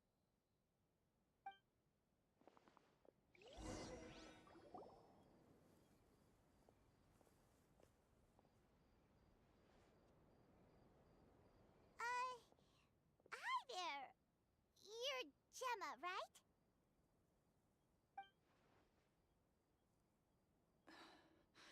Who's asking? Don't be afraid, we mean no harm. It looks like you're injured. How bad is it? Thanks for your concern, but you didn't answer my question. Who are you, and what do you want with me? My name is Linny, and this is my sister Lynette. My name's Paimon, and this here's the Traveler. We're investigating the Phantom Weasel. The Weasel posted a warning letter this morning. If he still lives, that means that Caesar was falsely accused. You knew Caesar better than anyone else. So if you're willing, we'd love to hear what you think about all this. I promise you can trust us. We won't hurt you. In fact, we'll do all we can to keep you safe. I never believed that he was the Weasel. Huh. I suspected as much. Okay, so going back 10 years, do you remember anything strange in the weeks leading up to the accident? Did Caesar have a falling out with anyone, for instance? No, not that I know of. Got it. All right, sorry for disturbing you. If you don't have any more questions, please leave. I want to be alone with him.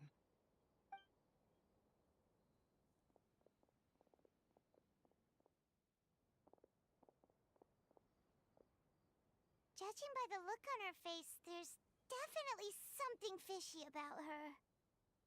She's lying. She definitely knows something. That's fair. We're just a bunch of strangers who showed up and started questioning her about things that happened a whole decade ago. It makes sense that she'd be wary around us. In any case, I doubt we'll get any further here, so let's call it a day. Meet me outside Hotel de Boer tomorrow, and then we'll start the next step of our plan.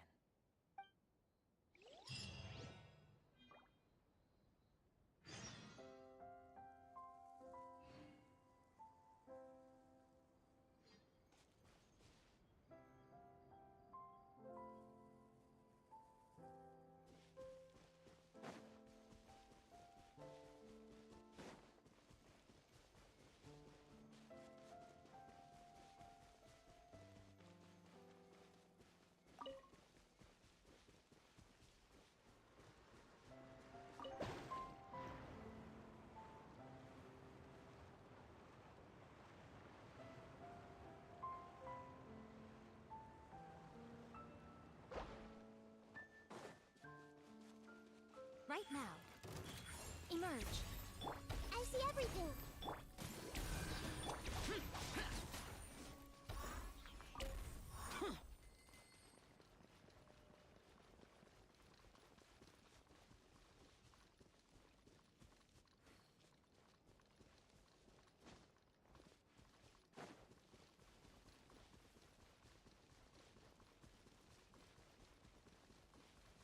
Right now. Right here.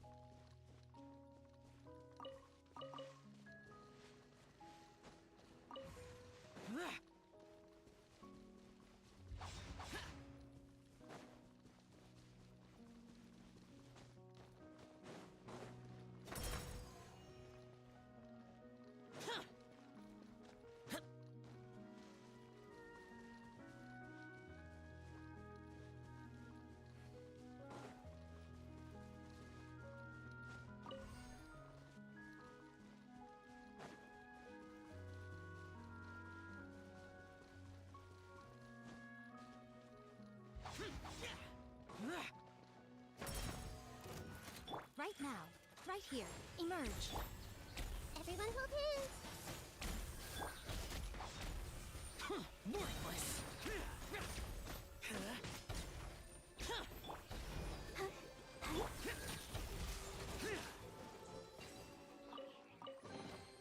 If it's useful, I'll take it.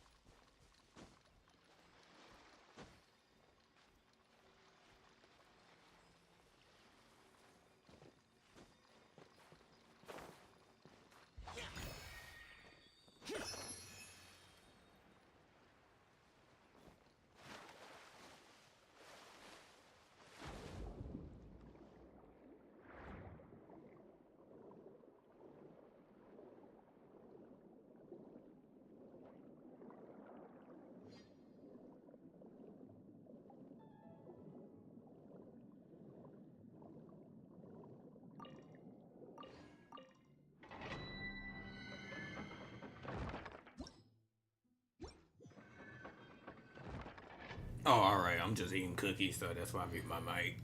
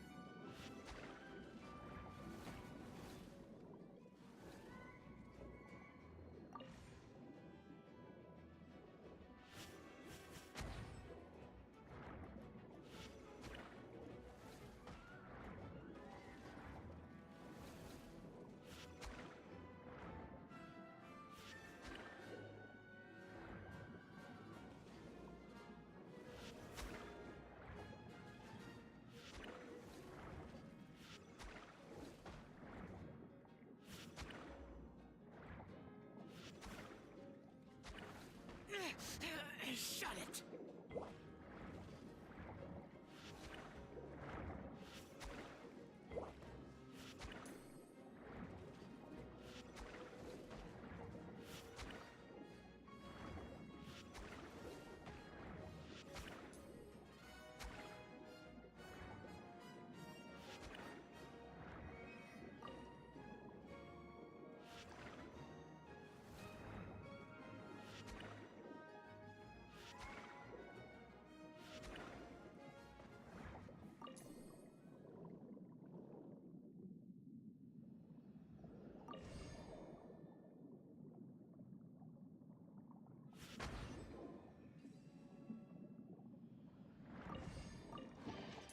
Go on, open it up. Show me what's inside.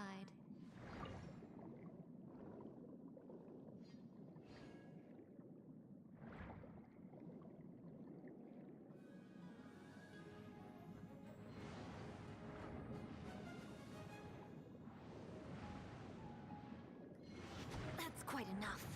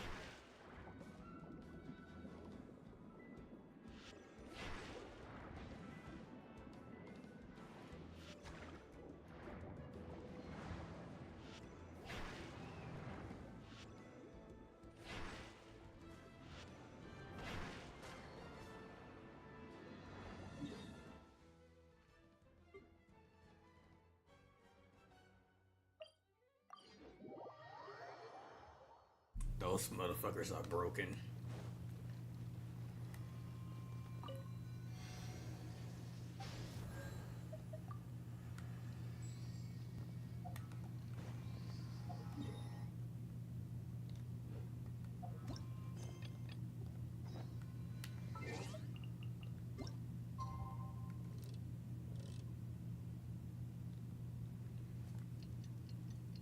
Give me a second.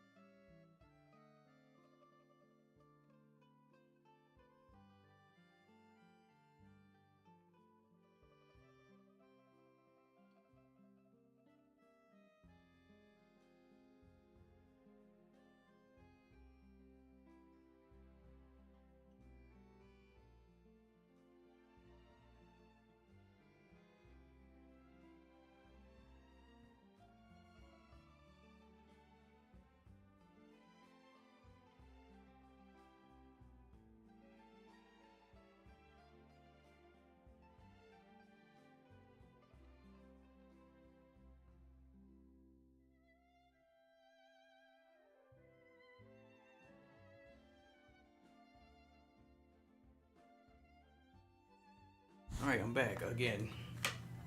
Had to get more milk.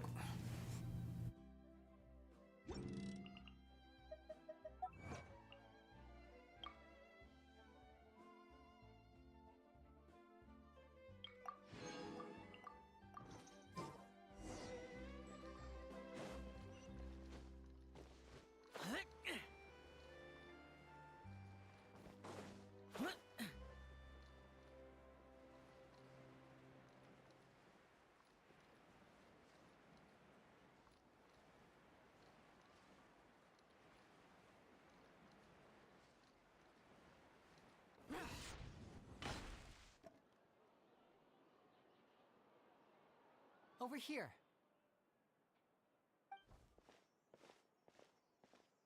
Lynette's not joining us today? I've had her follow Gemma and see if we can make any inroads with her.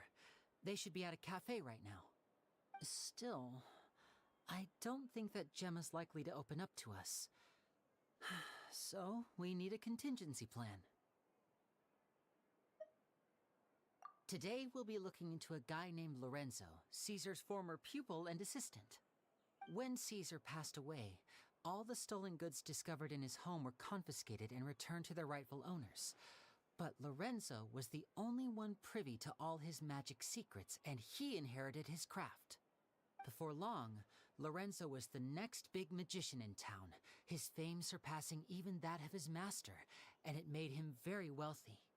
He's since left the magic scene, though, and these days, he's a wealthy businessman with his fingers in a lot of different pies. I had to pull a lot of strings, but I managed to get him to agree to a couple of drinks with me. Be warned, though, I hear he's got a hair-triggered temper. We'd best be careful.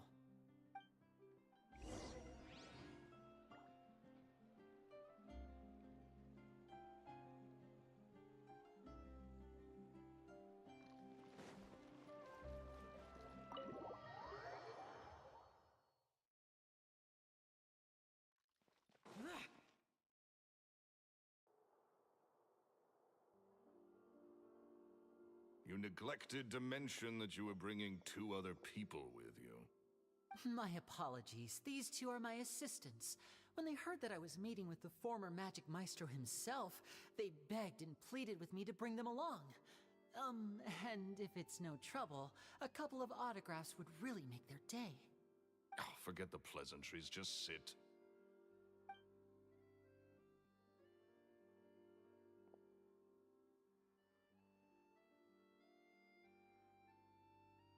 Get a load of this guy. Forget the pleasantries, he says, but he looks pretty happy about Lenny stroking his ego. I only agreed to meet since we're both magicians. Do me a favor and cut to the chase. I have more important things to do than drinking. Much obliged, sir. As it happens, the matter I want to address is also related to magic. Yesterday morning, a warning letter from the Phantom Weasel appeared on the entrance to the Opera House. He claims to be planning something for the same evening that I'm scheduled to do a magic show there. As such, I believe that I may well be his target. I have to get to the bottom of this to ensure that my show can go ahead as planned. Naturally, any investigation into the Weasel starts with a few questions about Caesar, who... What is there to investigate? Caesar was the Weasel and he's been dead for 10 years. So what if some sick creep thought it'd be funny to write a warning letter? It changes nothing. Are you trying to tell me you actually bought it? Please, sir, no need to get so worked up. I do concede that a copycat is but one possibility. Possibility? It's a fact, Linny. Look, my patience is limited, so listen carefully while I'm still willing to put up with you. The Weasel is dead. Period. Everyone knows that, so do yourself a favor and quit this investigation. It'll lead you nowhere. Look, if this affects your magic show in any way, I will personally compensate you for any losses. Oh, sir, I'm honored, really. But this isn't about finances for me. My pride as a magician is what's at stake here, Lorenzo. Copycat or not, this person has thrown me the gauntlet, and I must meet their challenge head on. Your pride?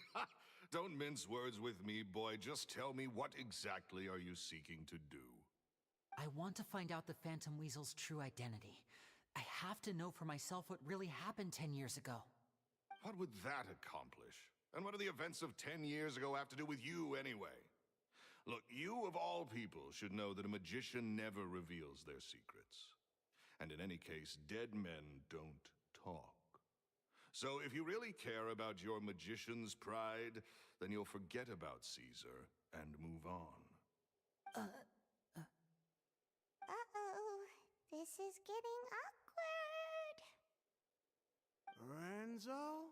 Is that? Oh, it is you! I know that big, booming voice anywhere. What's up, my man? Want to grab a drink with me?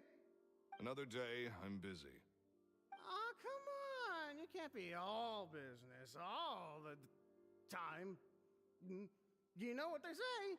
Live fast, die young. You gotta learn how to kick back and relax once in a while. If I wanted your life advice, I'd ask for it. Now get out of my face and go be drunk somewhere else. Sorry, my good sir. I don't believe I've had the pleasure. Oh, hey! Edmondo. He and I are business pals. We worked together a bunch of times. This is your first time meeting him? Oh, he's always like this. Foul-mouthed and hard-nosed. Never heard a kind word out of this guy the whole time I've known him. And he wonders why he can't get a girlfriend, despite being, what, pushing 40, 30, something? Anyway, point is, a lot older than when he first got rejected by the girl he was into. And he's still into, from what I hear. Shut up and get out of my face. Another word out of you and you can forget about doing business with me ever again. Do I make myself clear? Sorry, I may have had a little too much to drink. All right, I'm gonna leave. Don't work too hard.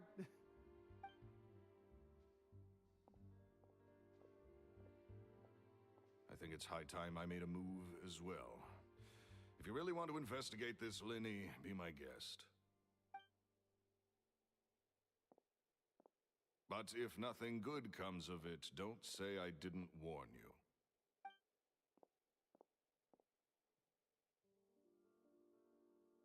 Well, that fell to pieces in a rather spectacular fashion. Any thoughts? Totally.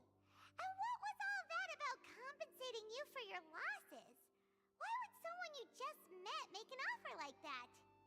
He's gotta be hiding something. And not like Gemma. She was a little suspicious, but this guy's definitely covering something up. I think so too. We need to look into Lorenzo more closely. That guy Edmondo seems to know a thing or two about him. He only just left. Let's see if we can catch up with him.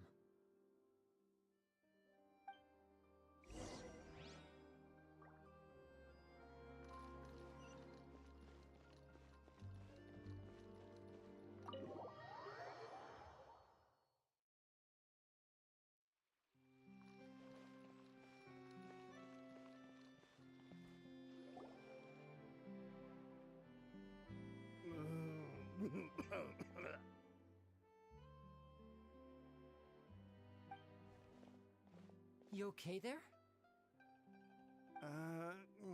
Who are you? Oh, it's you guys. Don't worry about me. I must have had one too many. I just need to ride it out. I said way too much back there, didn't I? I nearly talked myself into complete financial ruin. Note to self, no more drunken chats when Lorenzo's around. So, he was serious about threatening to cut you off? Ugh, Paimon knew he was a bad egg. Hey, keep your voice down. Don't go prying into Lorenzo's personal affairs. Bad things happen to people who ask too many questions. Or make an enemy out of them. What kind of bad things? Don't even ask. I'm sorry, I'm gonna have to cut this conversation short. I'm not crossing that line again. And take it from me, trouble with Lorenzo is one thing you don't need in your life. You saw him flare up back there. I don't know what you said to him, but clearly it touched a nerve. That's not a good sign. You're too young for this. Don't get in over your head. I'm leaving.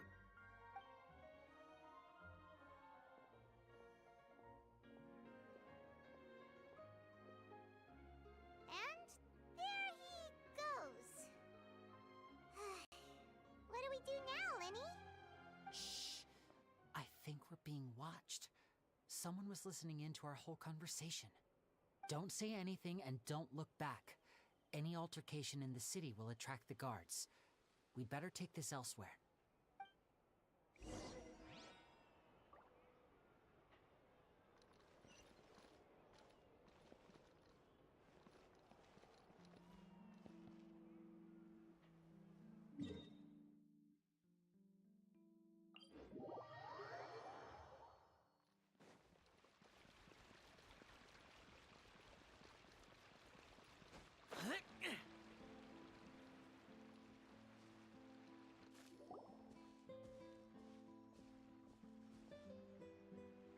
You followed us a long way.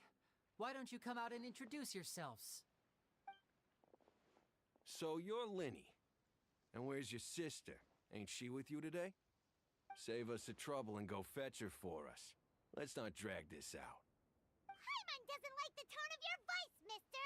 Who sent you, huh? Save your questions, missy. You ain't gonna need answers where you're going. Capiche? Looks like we can't avoid this fight. Now, I'm not the strongest fighter, so I hope you're ready to back me up. Don't worry, we got this!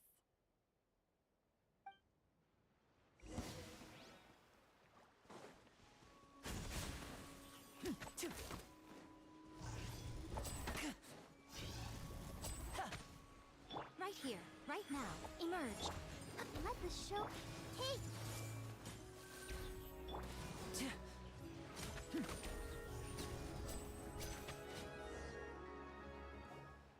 Curses. They're tougher than we thought. Vision wielders are always trouble. Intimidation ain't gonna work like it did on the lady. Come on, let's scram! Hey, wise guys! We ain't through with you yet! Oh, they got away! Did you catch what they said just before they left? Something about intimidating someone else. Sounds like they just wanted to rough us up as a scare tactic, and they've already done it to someone else, but who? You're right. She was injured when we saw her yesterday, and she acted like she had something to hide. Maybe she was too scared to tell us the truth because those guys had threatened her.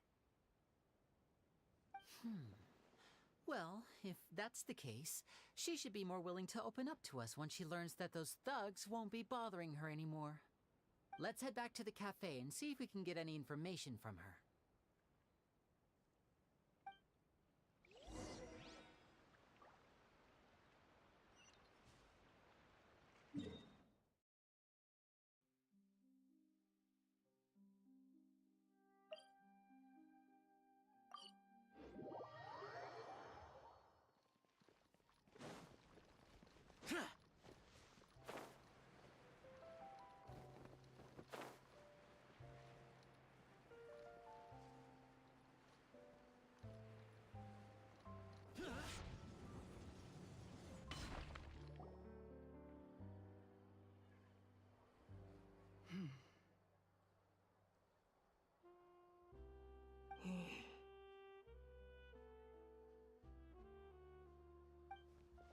Gemma? You again. What is it this time? We just ran into the men who've been threatening you, and we gave them a taste of their own medicine. So, you can relax now. We're here to protect you. What? Why? I didn't tell you anything. Why would they come after you? Sounds like they're no strangers to you. That's putting it mildly. I know them all too well, and I hate them with every fiber of my being. It's been 10 long years, and still every time I try to look into Caesar's death, they show up, and warn me not to do anything stupid. How do I know I can trust you? Do you really think you can get to the bottom of it all? And why are you doing this? I'm afraid I can't reveal all the details just yet, but I can promise you this. I will expose the Phantom Weasel's true identity. Because you see, this is a personal matter of the utmost importance. I give you my word. Trust me. Okay. How can I help you? I've heard that Caesar used to have a magic workshop where he kept a lot of his personal effects. If possible, I'd like to take a look at them. Do you know where it is? The Fleuve Cendre. But the place was sealed up by the police after his death, and no one's been there since. I also know that the Fleuve Cendre is dangerous territory. Lots of hostile groups lurking around. If you're serious about going there, please be careful. Understood. Lynette, you stay here and take care of Gemma. Don't let her come to harm. Got it. But if I'm staying here, I'm ordering dessert. I mean, bon appetit. But stay sharp, too. They're likely to come for you while I'm away. Okay. Alright. Power saving mode off. I'll start taking this more seriously now.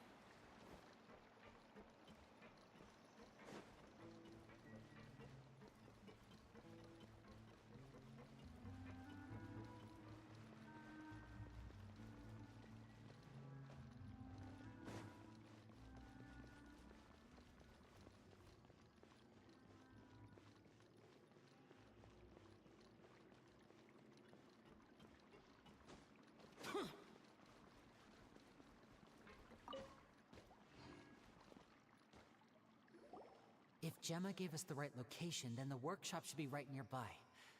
Huh. Looks like these boxes are blocking the entrance. Let's shift them away first. There we go. It should be just down here.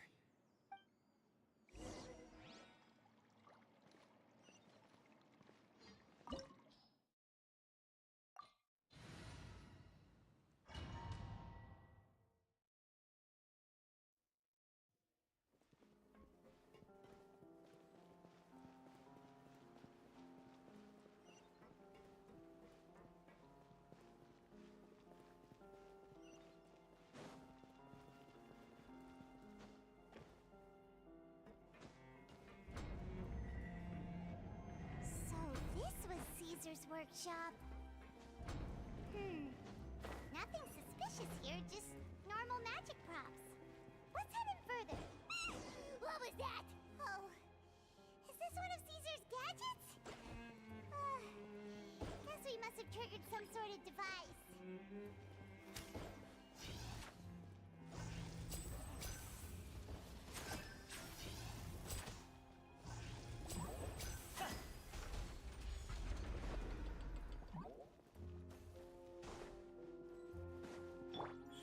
Right now, right here. Let's dance. Come on out. I see everything. Useless.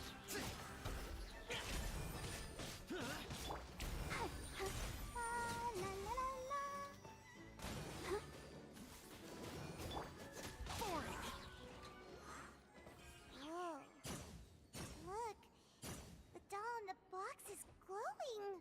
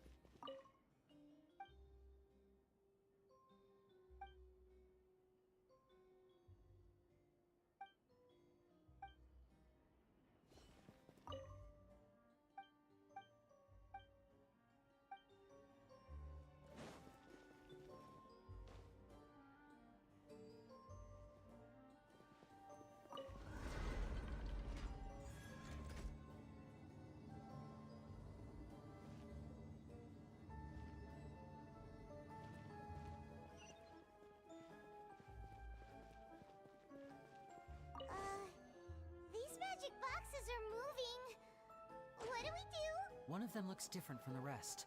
Let's investigate.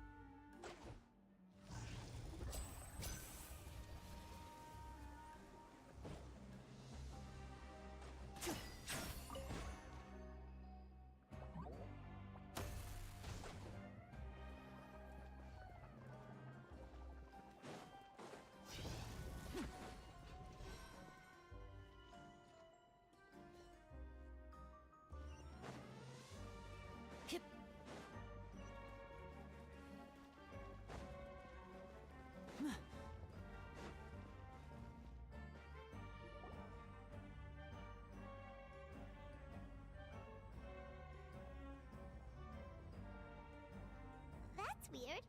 Have we reached the end already? There's nothing here. Maybe this was a wasted trip.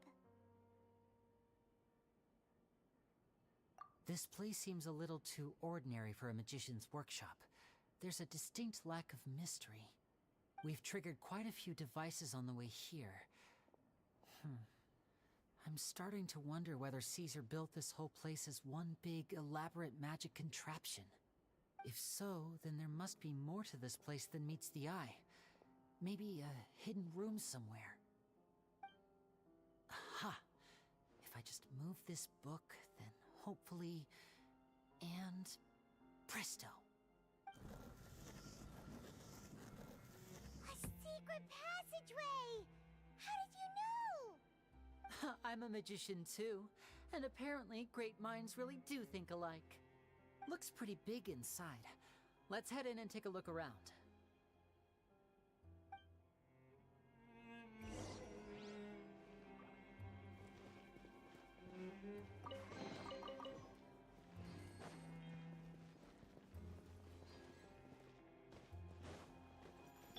Everyone hold hands! Right now, right here.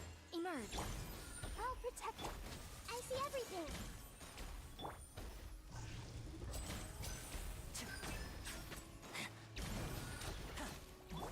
Useless sparring!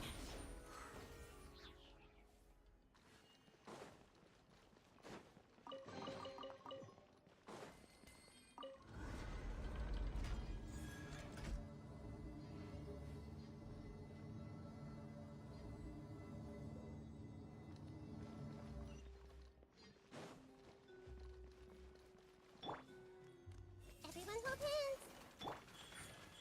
Right here. Let the show begin. Hi.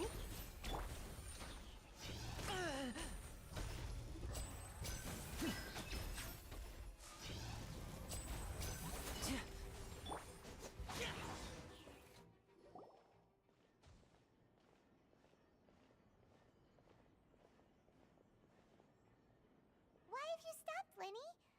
Is there some device in that box? Huh. It just looks familiar somehow. Let me check this out for a second while you guys go on ahead.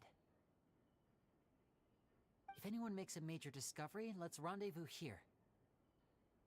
All right, see you in a bit.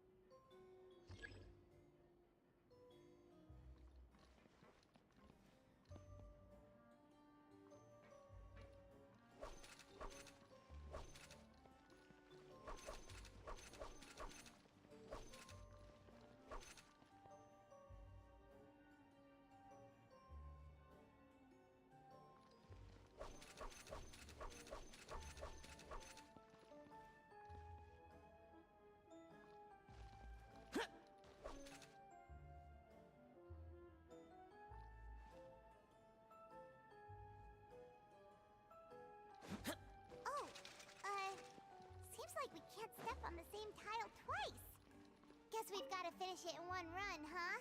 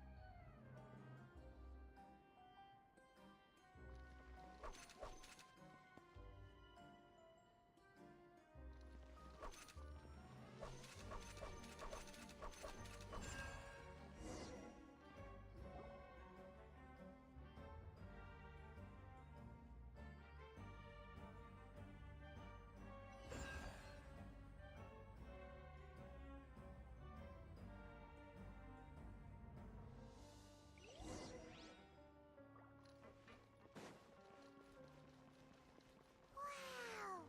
There's a hidden room here! Let's see! Oh, this bookcase is full of Caesar's own notes. He wrote a lot about the principles of magic. Whew. Much too advanced for Paimon. This book's thick as a brick! Let's take a peek inside it, shall we?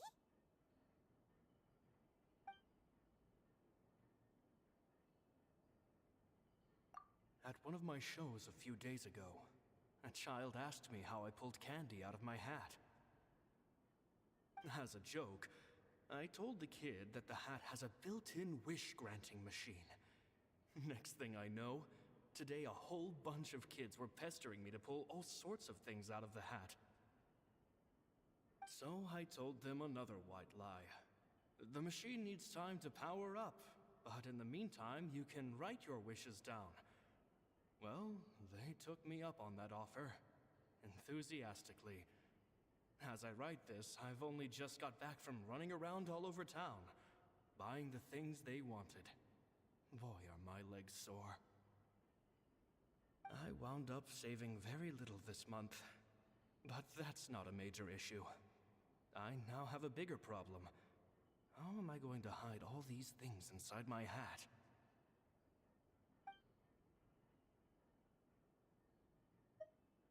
Two children came to talk to me after today's show. I don't know why they were out on their own. They looked much too young to be unsupervised. I do hope they got home safely. Anyway, they said that they wanted me to teach them how to do magic. It's not uncommon for children to ask this, of course, but I've never seen any of them as serious about it as these two. I told them that learning magic is very hard work. That didn't faze them at all. It's like they already knew. They seemed so committed. I couldn't turn them down. It seems like something's bothering Lorenzo lately, but he won't open up to me about it. Surely he's not upset that I agreed to teach those two children. I'll have to talk him around. I have a good feeling about those kids. They're naturally talented, and it seems like they're not new to the world of magic. They have all sorts of fantastic ideas. All I'm really doing is helping them develop a more professional standard training plan. They wanted to call me Master, but I told them they absolutely mustn't. Any magician worth their salt could have taught them what I have. They're the geniuses here. Compared to them, I don't deserve to be called any sort of master. With time, I have no doubt that they could become far greater magicians than I. My only concern is why they're so mature for their age. I fear they've had to grow up too fast. I don't dare to imagine what they must have been through. Gemma thinks so too. She doesn't like being around them. Says that their eyes are too piercing. They don't bother me, but then again, I've never been the sharpest tool in the shed.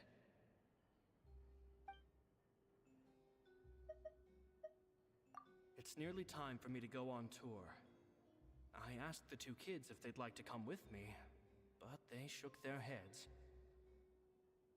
I once overheard them talking about their father and their mission. Sounds like their parents have other plans for them. I guess we'll be parting ways soon. it's only been 10 days since I first met them, but I think that I've gotten a feel for their personalities now. They're very tough, but also very cautious, and they trust no one but each other. This, I fear, is not a good habit to have. They hide things from me too.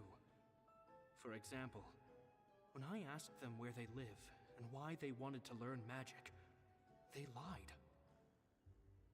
That's the thing about children. Whenever they're trying to cover something up, it always shows somehow. I can sense that their lives have been hard, possibly even dangerous too. They're not like other children. It's a shame that I can't do more to help them. After thinking things over, I decided to tell them a bit about how I see the world. It's full of lies and falsehoods, and that is why we must find our own truth. P.S. I hope they won't find my nagging annoying. Children are so opinionated nowadays. Will it do them more harm than good for someone they've only known 10 days to lecture them like that? P.P.S. Maybe I'm overthinking this. Children aren't interested in grand philosophies. It probably just went in one ear and out the other. I bet they've already forgotten every word I said. Oh, Caesar, Caesar. Just mind your own business next time.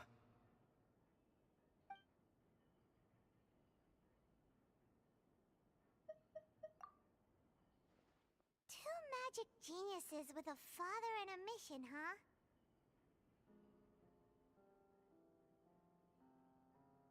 Sounds a lot like he was writing about Linny and Lynette, don't you think? So did they meet Caesar when they were kids? Let's go ask Linny!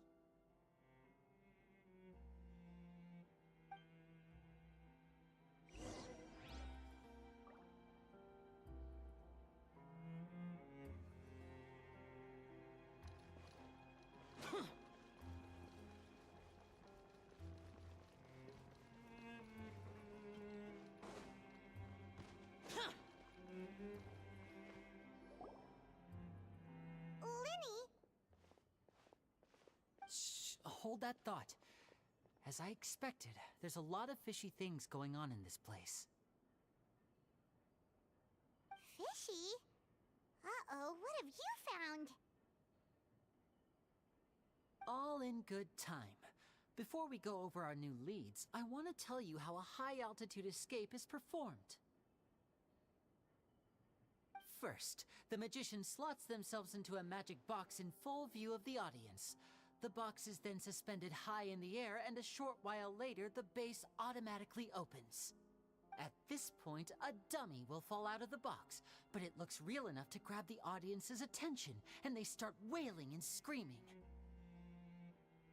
Meanwhile, the real magician, who has by now blended into the crowd, waits for a good moment to make their appearance and put on a hysterical performance. Oh no! Is that me? Did I just fall to my death? Very vivid description. Paimon can really picture it. And then what? The audience's gaze then turns to the magician, and by the time they realize what's happened, the dummy has vanished, as if everything that just happened was some sort of shared illusion. Of course, that's just how I think the process should work, theoretically speaking. The inventor of this trick never performed it successfully. When the box opened, Caesar was the one who fell out, and not the dummy. He fell right to the ground from the highest point of the opera house. No one could hope to survive that fall, not without a vision at least. And no one else has ever attempted this trick since. My understanding of how it works is just based on what I could gather from his notes and the relevant gadgets here in his workshop. So Caesar's famous high-altitude escape has never been done, huh? Paimon was about to say how cool it would have been to see it in person, but if it's that tries to do it. Wait a second. So if a dummy's supposed to drop out of the box, then where does the real magician go? How does he get out? Glad you asked. That brings us to the secret of said box. This box right here is the one that Caesar constructed himself to use in the performance, and it's not as simple as it looks. Inside, there's a device that only the magician himself would know about. Once the magician's inside and the box is lifted up into the air, the audience's view of the box is fixed at a certain angle. From where they're standing, they have a clear view of the front, sides, and bottom, but the back and the top are now no longer visible. At this point, the magician presses a button inside the box, opening a secret door out of view. He then escapes through this trap door onto the opera house roof, waits for the dummy to fall and distract the audience, and quietly returns to ground level. That's way simpler than Paimon imagined. Even Paimon could probably do it. Well, there's a little more to it than that, of course. The hardest part of this trick is controlling the audience's mood and reactions. That takes an exceptional degree of showmanship. There's the falling dummy, the miraculous reappearance, the pompous performing. Maybe the magician would even have themselves tied up before it begins to strengthen the impression that there's no escape. Many days and nights of careful research and painstaking practice would have gone into this, all culminating in a performance just a few minutes long, but one that still manages to transform the shock and grief of a tragic accident to the joy and laughter of a mesmerizing magic trick. Caesar was a highly accomplished magician. But unfortunately, even he didn't manage to pull it off. So, how did it go so wrong? You said you found some fishy stuff here. Have you figured out what really happened? I can make a pretty good guess. I looked into the case files. The magic box Caesar was using at the time of his death had the secret button I mentioned positioned on the right-hand side. And, sure enough, he always used his right hand as his dominant hand in public. Okay. Nothing suspicious there. But here's the strange thing. Most of the devices in this workshop have the mechanism on the left-hand side, including this box right here, which leads me to believe that Caesar was in fact left-handed.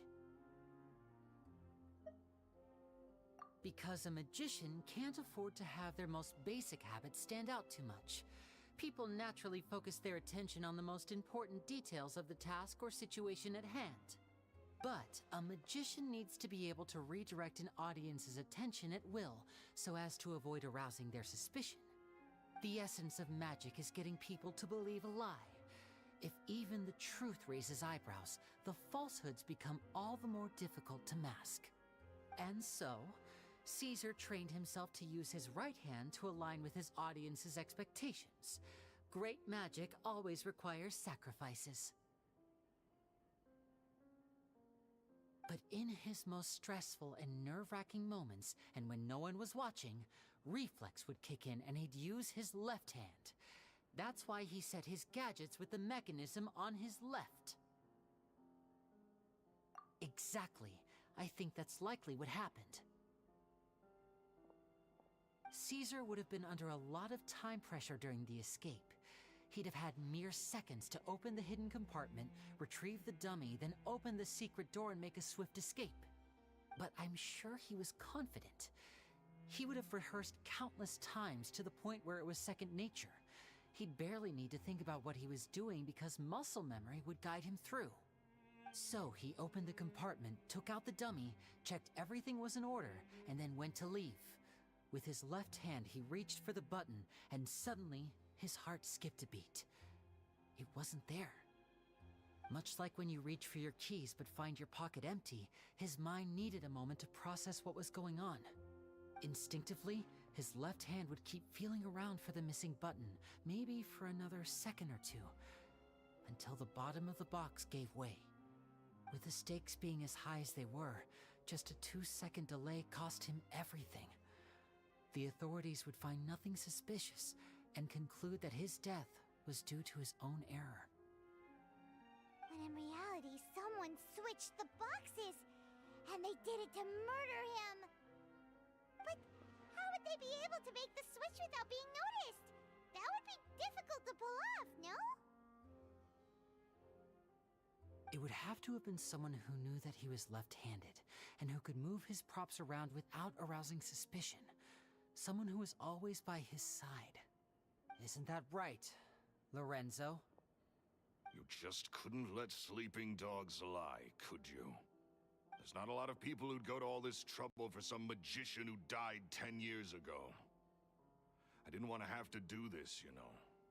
Silencing you the hard way just creates more problems for me to deal with. But I gave you your chance. I hoped you'd do what's good for you and back off like the lady, but you disappoint me. You mean Gemma? So you are the one who's been threatening her! Yes, although however stubborn she might be, she was never much of a liability. But you people, you never even knew him, but for some reason you just wouldn't drop it. Which is why you can't leave this place alive. Take them out, and make it quick. Do your worst!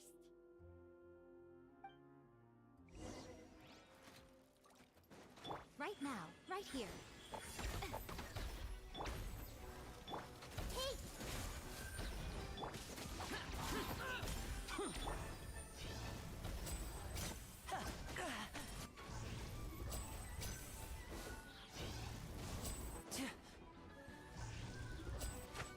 Emerge. Right now. Emerge.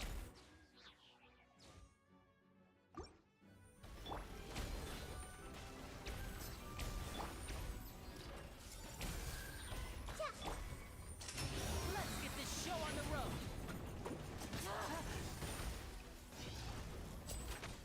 And voila! Right now. Right here.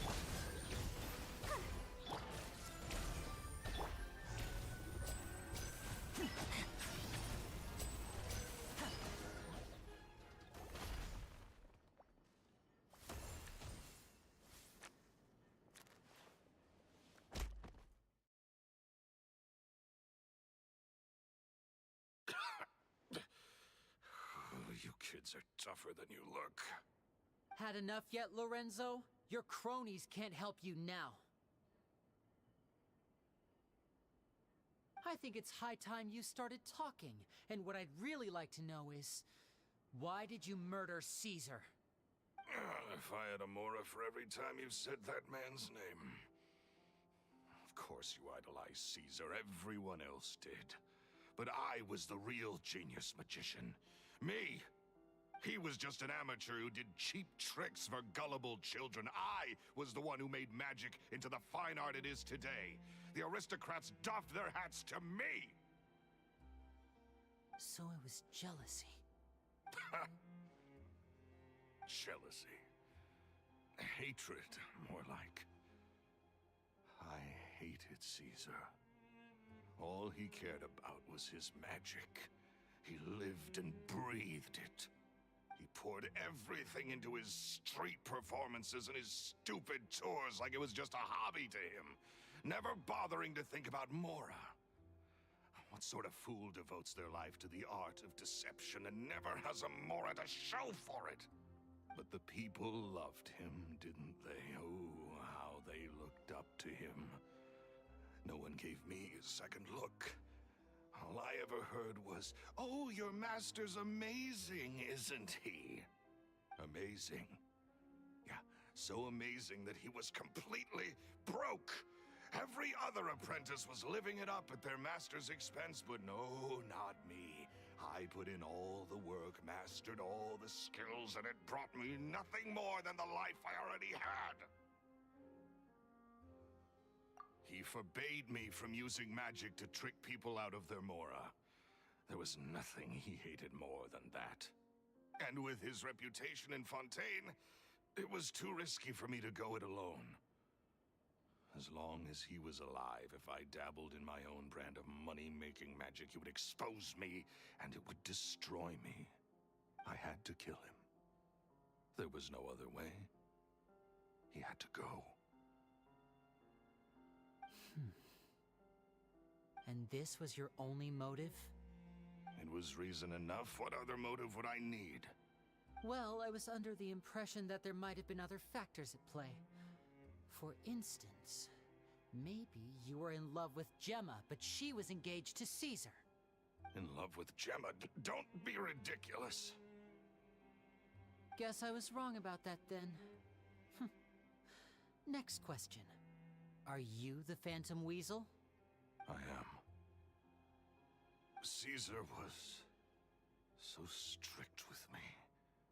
He insisted that his way was the right way, that the sole purpose of magic was to bring joy to the world. I never bought into any of that. I was more interested in the practical value of magic. Sure enough, it helped me fill my pockets with all kinds of valuable treasures.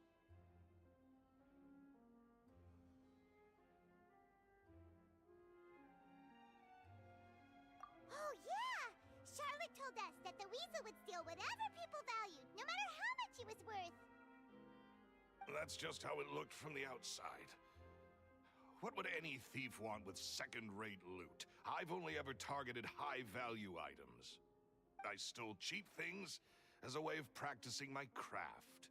It was other people's overactive imaginations that conjured up the preposterous image they then dubbed the Phantom Weasel. So, that's the story, huh?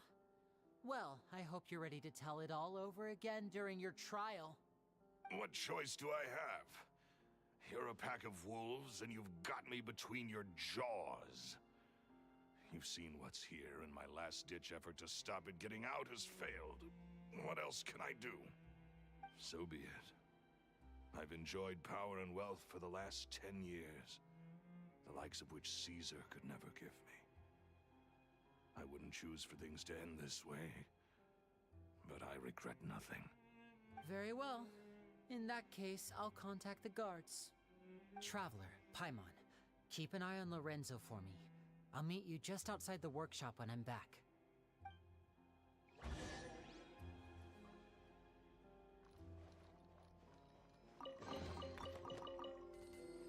At least I can finally stop looking over my shoulder now.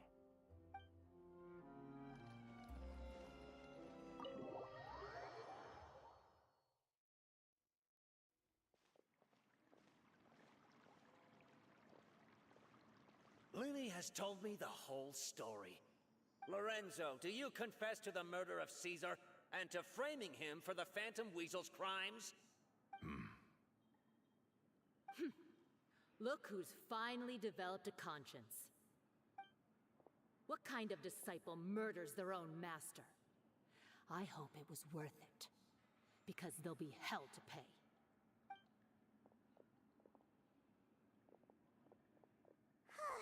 Looks like it's all over. What should we do next, Lenny? Should we start preparing for your show? Let me think. Let's rendezvous with Lynette and Gemma first. With Lorenzo in custody, Gemma will no longer have to fear for her safety. Good point! We should go tell Gemma the good news right away. It'll give her some peace of mind for sure.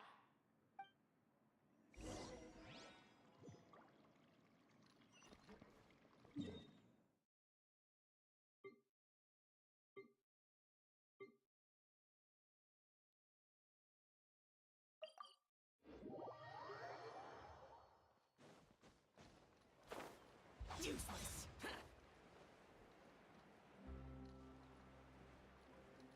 Worthless! Ah, you're back. You were so quick. I've only just finished my third dessert. Your third? Lynette, come on, we've talked about this. Everything Oh, in what up? moderation. You're not gonna have any room left for dinner now. It's fine. I'll shift to exercise mode and jog off the excess sugar. That's besides the point. Well, it's done now, but try to eat a more balanced diet in the future. Point taken. Did everything go okay? Of course! Lorenzo was no match for us. The guards are taking him into custody as we speak. Gosh, that's amazing. I'm sorry, I still didn't know if I could trust you, but now it seems I can. I had my suspicions about Lorenzo, but I... It's okay, we understand. He did threaten you. Paimon would find it hard to trust strangers in your position, too. But you don't need to be scared anymore. Everything's gonna be okay. Sorry. Sorry. My emotions are all over the place right now. I've been waiting for this day to come for so long. Oh, what happened? What are you saying, oh boy? He took all of Caesar's property, which I found suspicious. But I had people watching me all the time, so I couldn't risk looking into it. I was so afraid. I was scared he'd do something terrible to me, and then no one would be left to visit Caesar's grave. So I never had the courage to speak out. Thank you all. Truly. Thank you so much.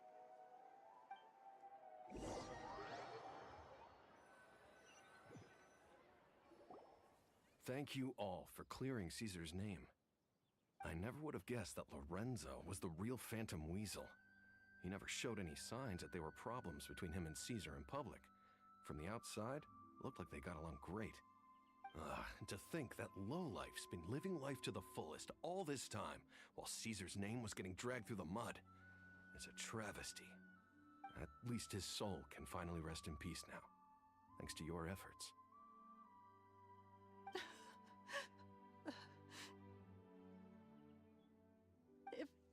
If only I'd realized before it was too late.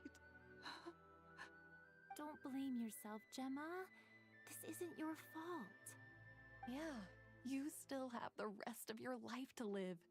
Caesar wouldn't want to see you spending it feeling guilty. Cheer up, Gemma. My brother's doing a magic show at the Opera House tomorrow evening. Would you like to come along? It might raise your spirits. This show will be a special one. We're holding it in Caesar's honor. In Caesar's honor? Really? Oh, thank you. I'll be there. Great. We'll see you tomorrow evening. Traveler, Paimon, don't be late. Don't worry, we'll be there. No way are we gonna miss out on a free magic show. Wait, Paimon feels like we're forgetting something. Oh yeah, Caesar's diary! We never found out if the two kids Caesar taught magic to were Linny and Lynette or not. Linny changed the topic back in the workshop, so we didn't get a chance to bring it up. Oh well, guess we'll just have to ask Linny tomorrow evening.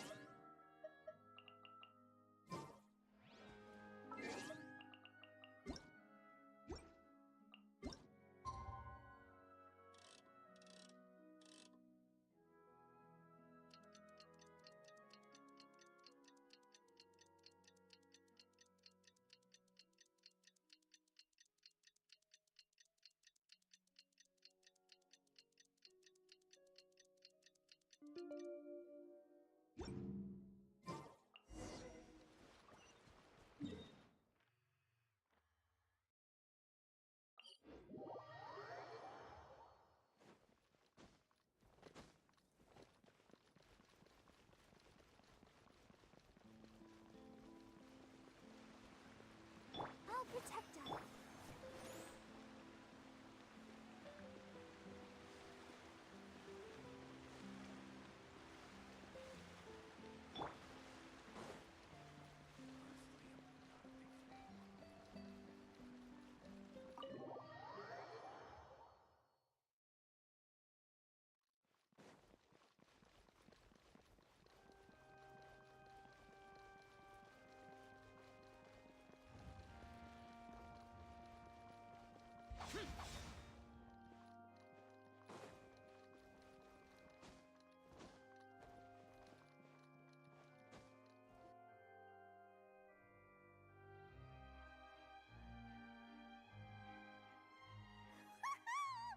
Paimon's excited to see another of Linny's magic shows! Wait.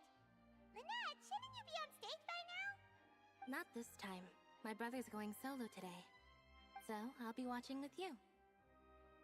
Good evening, ladies and gentlemen. I hope everybody's ready because the show is about to begin. The great magician Linny has prepared a spectacular show for us all tonight, concluding with an all-new grand finale that no audience has ever seen before. Wow! A new trick! Thank you all so much for coming. Now, prepare to join me on a journey through the mystical and miraculous.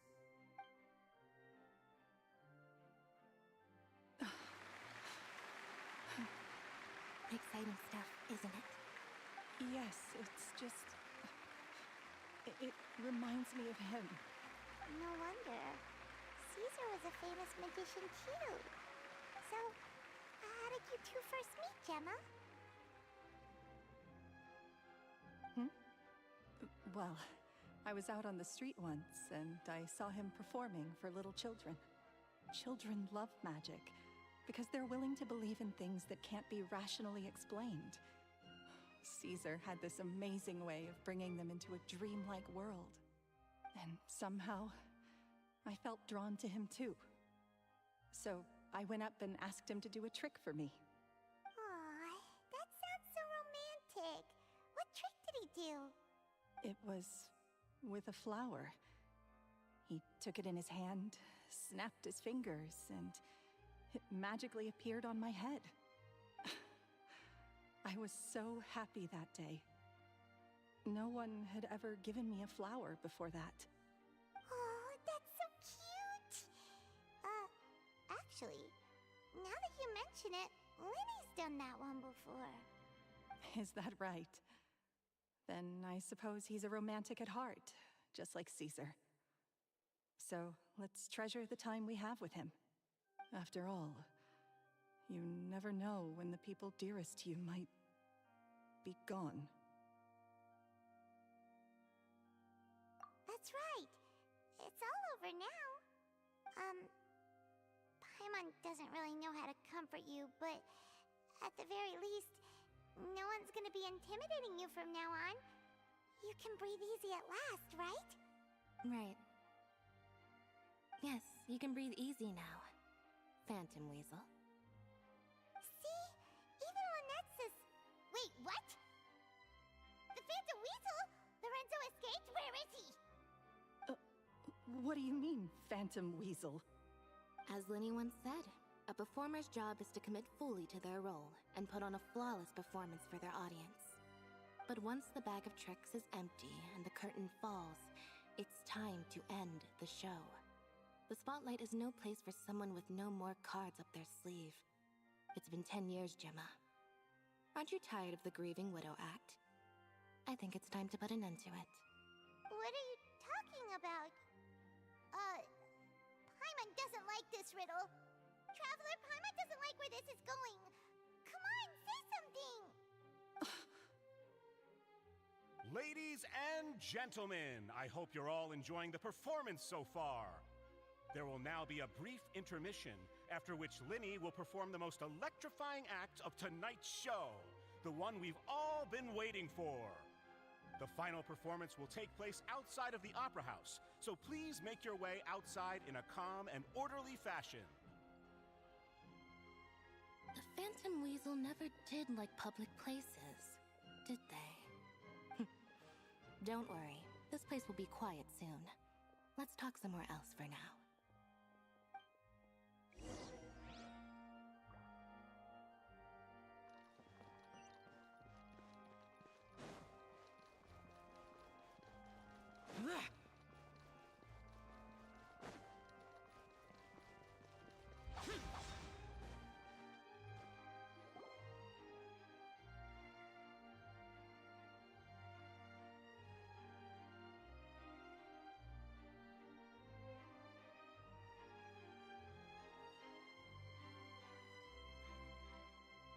Dear me, this is awkward, isn't it? And unfortunately, I'm all out of gadgets, so I'm afraid I can't do any tricks to liven up the mood. This is a big mistake for a magician to make, but thankfully I do have a backup plan. Now, who wants to hear a story? Lenny? Don't we have more important things to address right now? Lynette accused Gemma of being the real Phantom Weasel a moment ago.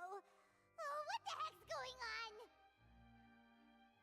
All in good time. Magicians are good at guessing what people are thinking. I know the questions you want to ask. And as it happens, the story I'm about to tell might answer a few of them. Really? Well then, let's hear it! Paimon's dying of curiosity here! Let's go back to the very beginning. A decade ago, when the Phantom Weasel was terrorizing the court of Fontaine. She never missed a target, never left a trace, and no treasure was safe from her thieving hands. But as her infamy grew, so did the readiness of the police, and her opportunities to act became ever fewer. Every day, she ran the risk of being exposed for who she was. Of course, she could not simply take this lying down, and before long, she found her ticket to freedom. She would create a scapegoat, a false weasel to close the chapter on her behalf. After weighing her options, she set her sights on a renowned magician, Caesar. After all, magic and theft shared enough similarities for people to buy the story when the truth came out. So then what? Being the master deceiver she was, the weasel easily earned Caesar's trust. Now, all that remained was to frame him for her countless crimes. But as she was considering how to make her move, she noticed Caesar's aggrieved pupil, and a new thought entered her mind. Maybe I don't need to get my hands dirty after all. At her encouragement, Lorenzo tampered with Caesar's magic box, causing him to fall to his death. Afterwards, Lorenzo seized his master's property, and the weasel set about tarnishing Caesar's reputation. Two co-conspirators committed the perfect crime.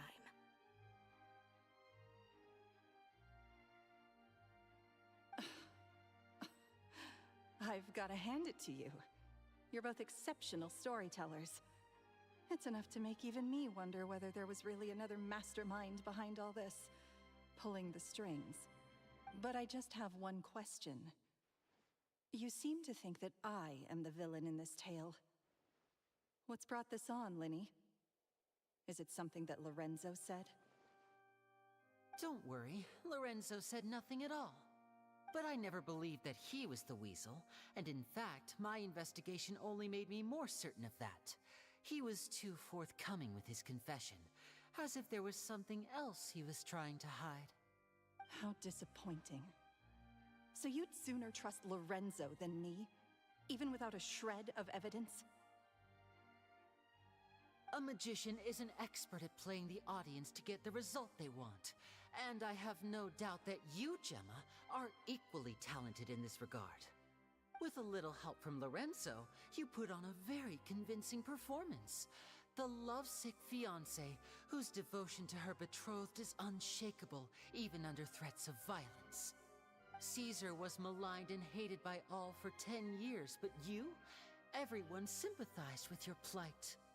Who would suspect for 1 second that the lovely young lady always seen weeping in front of Caesar's grave was actually the mastermind behind his demise? No, not that poor lady. Perish the thought. Wait, so you mean the whole intimidation thing was just a hoax? Gemma and Lorenzo were both in on it? But why would Lorenzo agree to that? And why didn't he sell her out even at the end instead of admitting to being the weasel himself? Yes, why indeed? Maybe Gemma herself could enlighten us on that question. Well, Linny, if you're so confident in your version of events, then I think the answer should be obvious. Having killed Caesar with his own hands, Lorenzo was plagued by overwhelming guilt. Revealing the Phantom Weasel's true identity would serve no purpose. But if the Weasel remained free, then she could take care of Lorenzo's loved ones. An excellent answer, though sadly a little dull. Is that right? Well, don't let me bore you. If you'd care to change the topic to something more interesting, I'd be much obliged. As a matter of fact, there's one thing I'd really like to understand. Why would the real Weasel have targeted things that only have value to other people? Could you shed any light on that? Of course. After all, we're just telling stories here, aren't we? If I had to guess, I would say that the real Weasel must have had a terrible childhood. Left to fend for herself after her parents died young. Betrayed, scorned, beaten. She'd scrounge waste paper from garbage bins to draw on, using twigs and dirt for lack of ink and pen. She'd sew ugly rag dolls from whatever scrap material she could get her hands on. This was her only source of happiness in life. But it was all she needed, and she was content. Until the world decided that even this was too good for her. Once again, she was betrayed. And this time, everything was taken from her. She felt like life was a miry pit that dragged her further down the more she struggled to escape. At that tender age, she should have been happy. Instead, she stood in the shadows and watched with envy as all good things in the world passed her by. This was a fate too cruel for anyone to bear. Her pain became a breeding ground for dark thoughts. Thoughts which festered and grew into a twisted solution to her troubles. I detest the happiness of others, in all its forms alike. I will rob them of everything they hold to be good and true, and it will fill the void in my soul. That's some pretty heavy stuff. Now it all makes sense. Does this story satisfy you, Linny? Yes, it is quite to my tastes. Thank you for helping to clear up my confusion. Huh. That's right. What drove you to write that letter, Gemma? What were you trying to achieve there? Because without that, none of this would have ever come to light. She didn't write the letter. After 10 long years, I'd hoped that the Phantom Weasel would be consigned to the history books by now. But it seems like someone still wasn't ready to let her finally be at peace. Linny. Or should I call you the Phantom Copycat now? You were the one who posted that letter outside the Opera House. But why?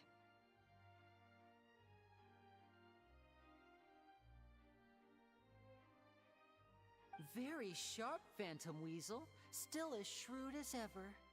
Well, no need for me to be coy about it. Our goal was to clear Caesar's name.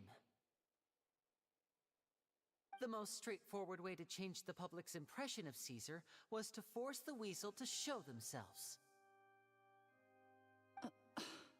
That's it? You had no other agenda? Of course we did. We made it quite clear in the letter, I believe. I shall take from you that which you hold most dear, just as you did to me 10 years ago. 10 years ago? You mean Caesar's death? You met him? Wait. Oh, I get it. You were those two obnoxious kids. It's been so long, and you're all grown up now. I didn't recognize you. He taught you magic back then, didn't he? For what, 10 days or something? And you went to all this trouble. Why? Because you feel like you still owe him something? We remember all our debts, however great or small. 10 years ago, Caesar's reputation was torn to shreds, and his legacy was thrown out. 10 years on, and no one cares what the truth is anymore. But we did not forget, and so we came to find you. And? What exactly did you take from me? I'm still standing, as you can see. Lorenzo has admitted to everything. I'm free. Free? Do you really think so? Caesar once told me that even though the world is filled with lies and falsehoods, we must find our own truth. I think that applies to you too. Truth can take many forms. Prized possessions with nostalgic value, fervent hopes and dreams, and irreplaceable people. Life took many things from you, and those wounds never healed. When they ached unbearably in the dead of night, stealing became your way of numbing the pain. What are you trying to say? I'm saying that for the last 10 years, you've been living a rather uneventful life. Perhaps that's because you found something other than a life of crime to fill the hole? Back to Lorenzo for a second. He murdered his own master, played along with your act, and took pains to make sure any suspicion would be directed towards him. But what did he have to gain from all that? He knew who you were and the things you'd done, and despite that, he was willing to give everything up for your sake. He's the reason that you haven't felt the compulsion to steal in all these years. You're more than just accomplices in murder. You're the only real friends each other has. So I think you know, deep down, that he is the only truth you have in your life. But that truth is gone now, and I guarantee you, you'll never see it again. Congratulations on your freedom, Gemma. Your freedom will cost you dearly. From now on, you'll be all alone in a world full of lies and falsehoods. I do hope you'll be able to bear it. You've still got a long life ahead of you after all. Gather round, one and all. The time has now come for the amazing Linny to perform his final act in tonight's show. I'm sure you're all wondering what he has planned for the grand finale. Well, wonder no more, for the answer is a death-defying high-altitude escape.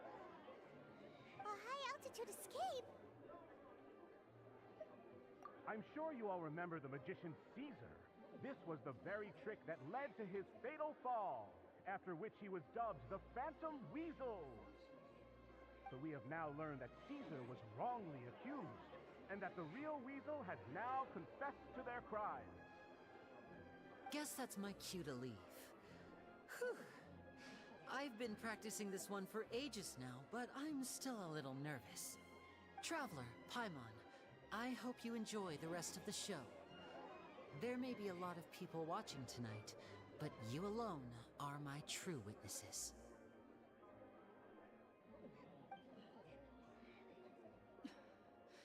Lenny, wait. You two hid a lot from Caesar. He went to his grave without ever knowing your secrets. So what about now? Are you an open book? Or are you still the same as ever? You don't have to tell lies to end up isolated and alone. One day, you'll end up exactly where I am today. Maybe then you'll finally understand. You're wrong. I'm nothing like you.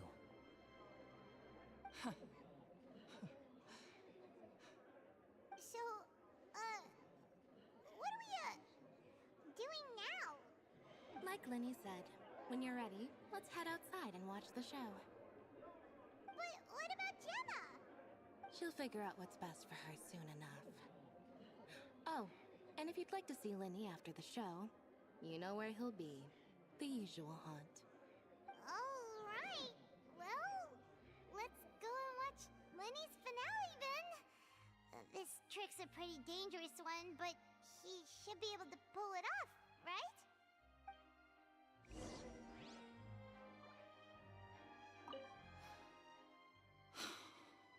What is my truth? Sometimes I think I'm like a gambling addict. All I care about is winning, and it doesn't matter what's at stake. By the time I come to my senses, I'm left with nothing.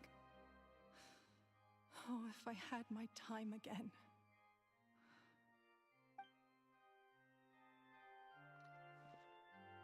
Magicians are not like thieves. Thieves only tear things apart. But good-hearted magicians, they put things back together.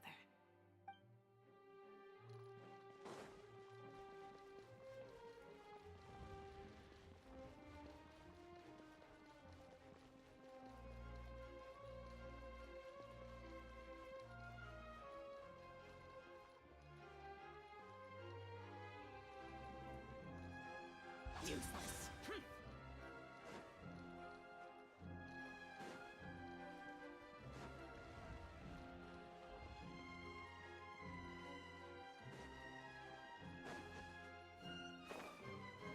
Boring. Huh.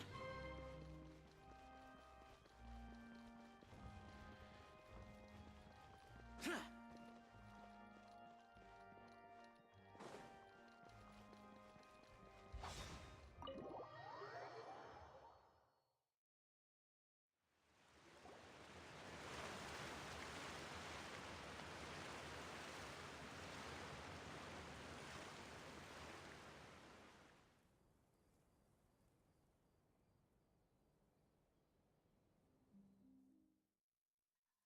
Magic should be mysterious, surprising, and defy logic. Magic is hard work. Every single movement has to be practiced thousands of times. It's alright. We're used to that.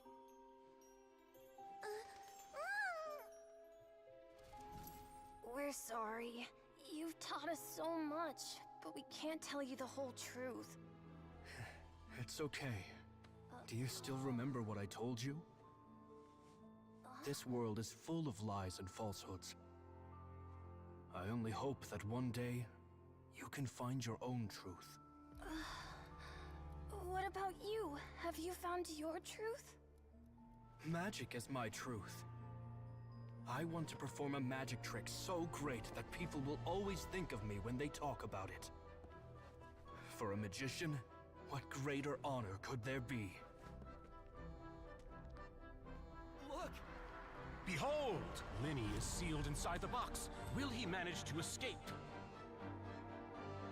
10 years ago, Caesar attempted this very trick, and it was at this precise moment that...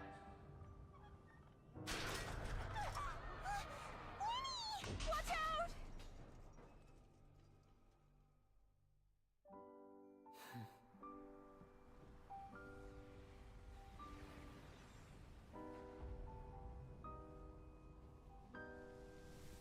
Mysterious. Surprising. And logic-defying. Isn't that right? This honor belongs to you, Caesar.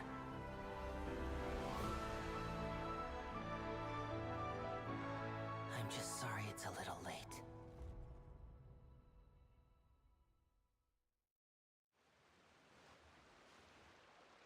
Did you see that? One minute he was falling, and the next, he turned into flowers. How could he possibly have done that? How mysterious. I didn't blink once. He just vanished, right in front of my eyes. What a heart-stopping magic show! This was really worth the trip. Caesar's name has finally been cleared, and Fontaine's new star magician Linny has fulfilled a wish on his behalf. Oh, I couldn't ask for a better grand finale. It will make a great headline for the Steambird tomorrow, even if I do say so myself. Looks like everyone really loved Linny's grand finale.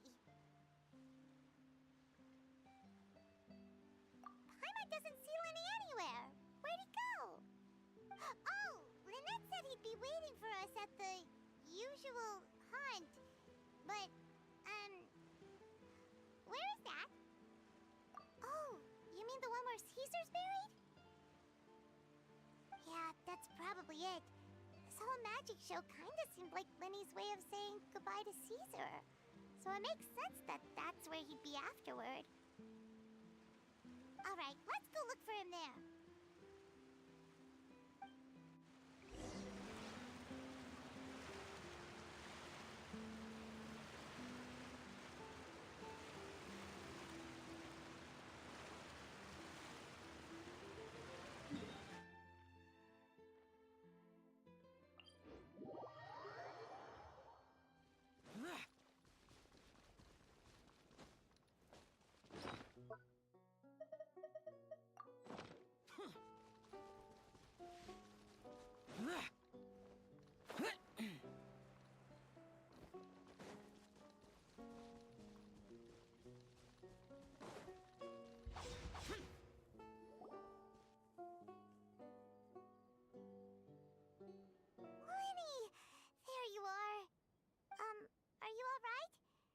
Paimon was scared to death when the chain broke.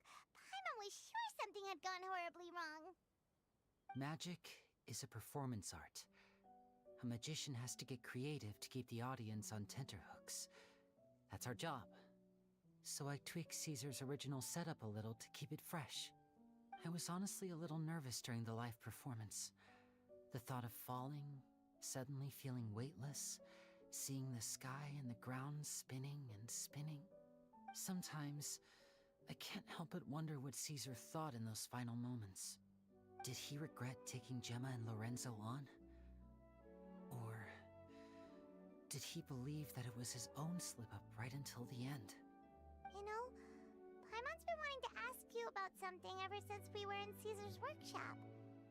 You learned magic from Caesar once, didn't you? When was that? After I joined the House of the Hearth. To be honest, Lynette and I had an agenda when we approached him. I told you about my past before, remember? As a young boy, I survived by secretly learning magic from street performers. I'd watch their tricks and try to figure out how they were done. But I quickly realized that observation alone could only get me so far. What I saw was the polished final performance, but the rigorous training they put in behind the scenes remained invisible to me. I needed to learn how to improve my sleight of hand, hone my misdirection skills, and make niftier props. We were gifted enough that we'd made some progress by ourselves, but without proper guidance from a professional magician, we quickly plateaued. So that's why you sought Caesar out? Yes. We figured there was no harm in asking, but it took us by surprise that he was so willing to teach us. In all, we only spent 10 short days together, but he was very good to us. By contrast, we hid so many things from him. For instance, when he asked why I wanted to learn magic, I answered, "It's my passion." But in truth, there was already a lot more to the story by then. After being taken in by an aristocrat for our magic talent, then betrayed soon after, this was no longer about me doing what I loved. What amazed me was how the lie escaped my lips even as I was hesitating over whether to tell him the truth. Trust is a beautiful thing. Sadly, I'd forgotten how to trust by then. Winnie. Still worried about the way I feel? You really are a gentle soul, aren't you? But don't worry, I'm used to it now. From the mansions of the elite to the House of the Hearth, lies and selfishness have followed me and Lynette everywhere we go. After Caesar went on tour, we became busy with our missions. The next we heard of him was that he'd fallen to his death, and was now declared to be the Phantom Weasel. That night, I remembered his smile. But as I lay there, I didn't know what to say to him. To keep secrets is to put up walls. The longer you keep them up, the less you let people in. Then, one day, you look around and realize your life is like an empty auditorium after a show, full of seats once occupied by all the people who left. But I guess that's the price we have to pay. You only realize how much someone really meant to you when you lose them completely. That's why I was so confident this would hurt Gemma. Because I felt it for myself. Yeah, cheer up, Winnie.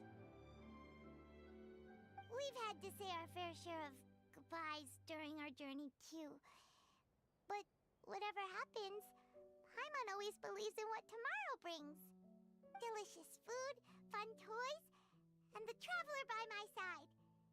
Paimon just needs to focus on things like this and all the unhappy stuff goes right out the window. You know, Traveler, doesn't that kind of make you Paimon's truth? Exactly. It's the same for me and Lynette. We are the truest thing each other has in the world, and nothing can replace that. Life has taken plenty from us, like it did from Gemma. But at least it left us with each other. That's what gave us the strength to get through the darkest days. That's why the darkness never consumed me and why it never will. maybe we live in the shadows too, but we remember every precious ray of light that shines through. Alright, time to lighten this conversation up a little. What did you think of the show tonight? Were you happy with it? It was amazing! Paimon just wishes we hadn't been so distracted with the Gemma situation. We spent most of our time in the Opera House just talking and pretty much missed the entire first half of the show.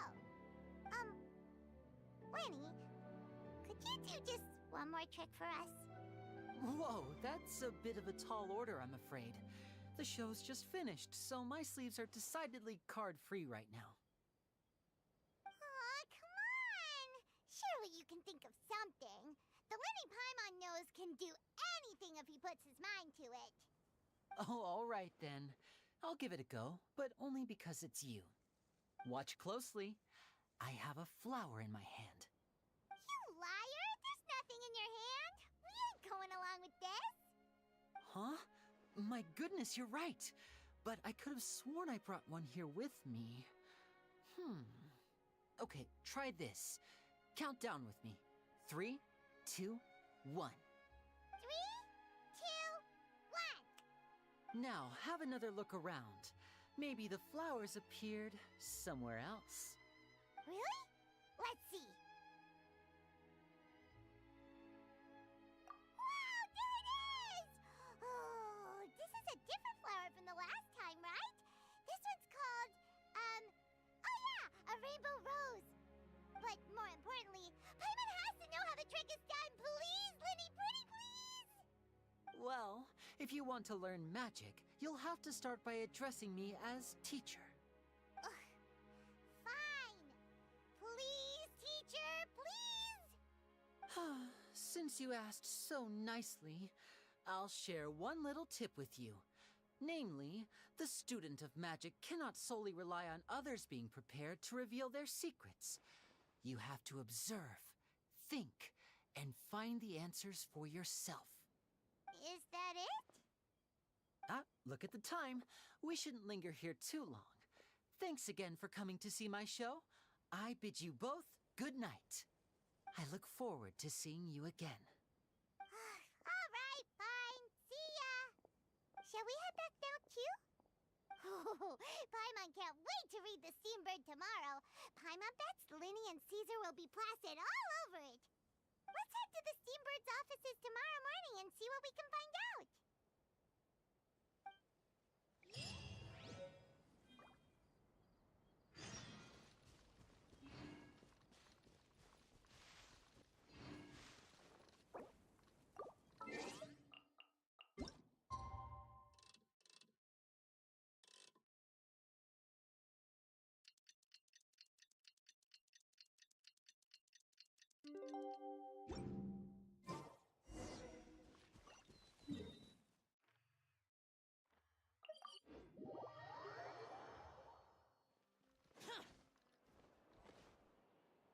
I'm very sorry, Charlotte, but my sister and I are quite busy today.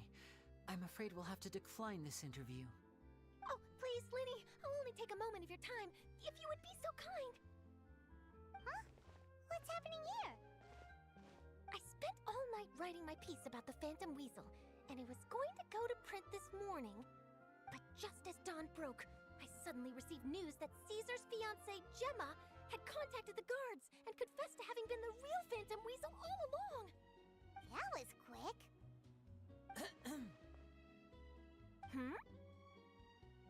Too late, bro. That was quick, you say? It sounds like I've got some catching up to do. Please, fill me in. Whoops. Aha! My instincts did not lead me astray. You do have something to hide. Gemma turning herself in must have something to do with Lenny's performance last night. Maybe watching my high-altitude escape trick reminded her of a better time with Caesar, and she could no longer ignore the voice of her conscience. Huh. Okay, then. Wait, no, there must be more to it. If that's all it took for her to have a change of heart, how did it take her 10 whole years? Well...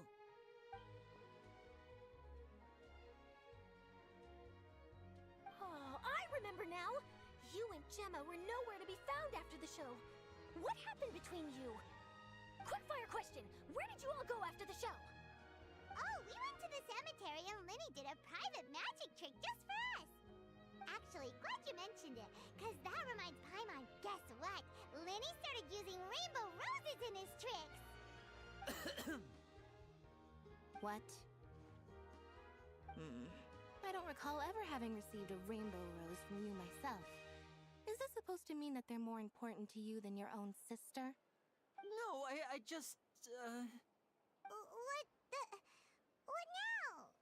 Oh, did Paimon say something wrong again? This is getting pretty awkward. What do we do, Traveler? Seems like this interview wasn't meant to be. Well, never mind. There's always next time. Forgive my persistence, but when there's explosive news waiting to be found, I can't turn away. The news about Gemma has already made waves, and I'll stop at nothing to get to the bottom of it all. Apparently, one of the things she said to the guards was that her final wish is to see Lorenzo one last time. There's clearly a web of complicated relationships there. Can't blame me for being curious. All right, I guess I'll leave you to continue the rest of your conversation in peace. Bye for now.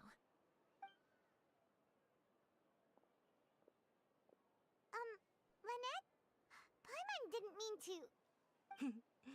Don't worry, I wasn't angry. I was just trying to distract her. Oh, really? Oh, thank goodness. You scared Paimon there. Phew. You and me both, Paimon. You and me both. At least it did the job, right? Please, take good care of that rainbow rose. I'd be really upset if you lost it.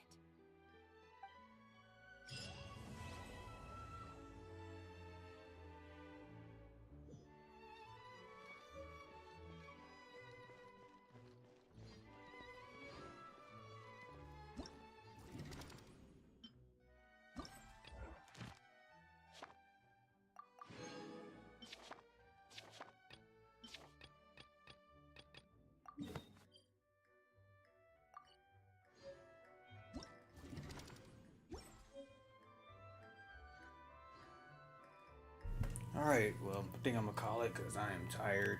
I'll stream tomorrow.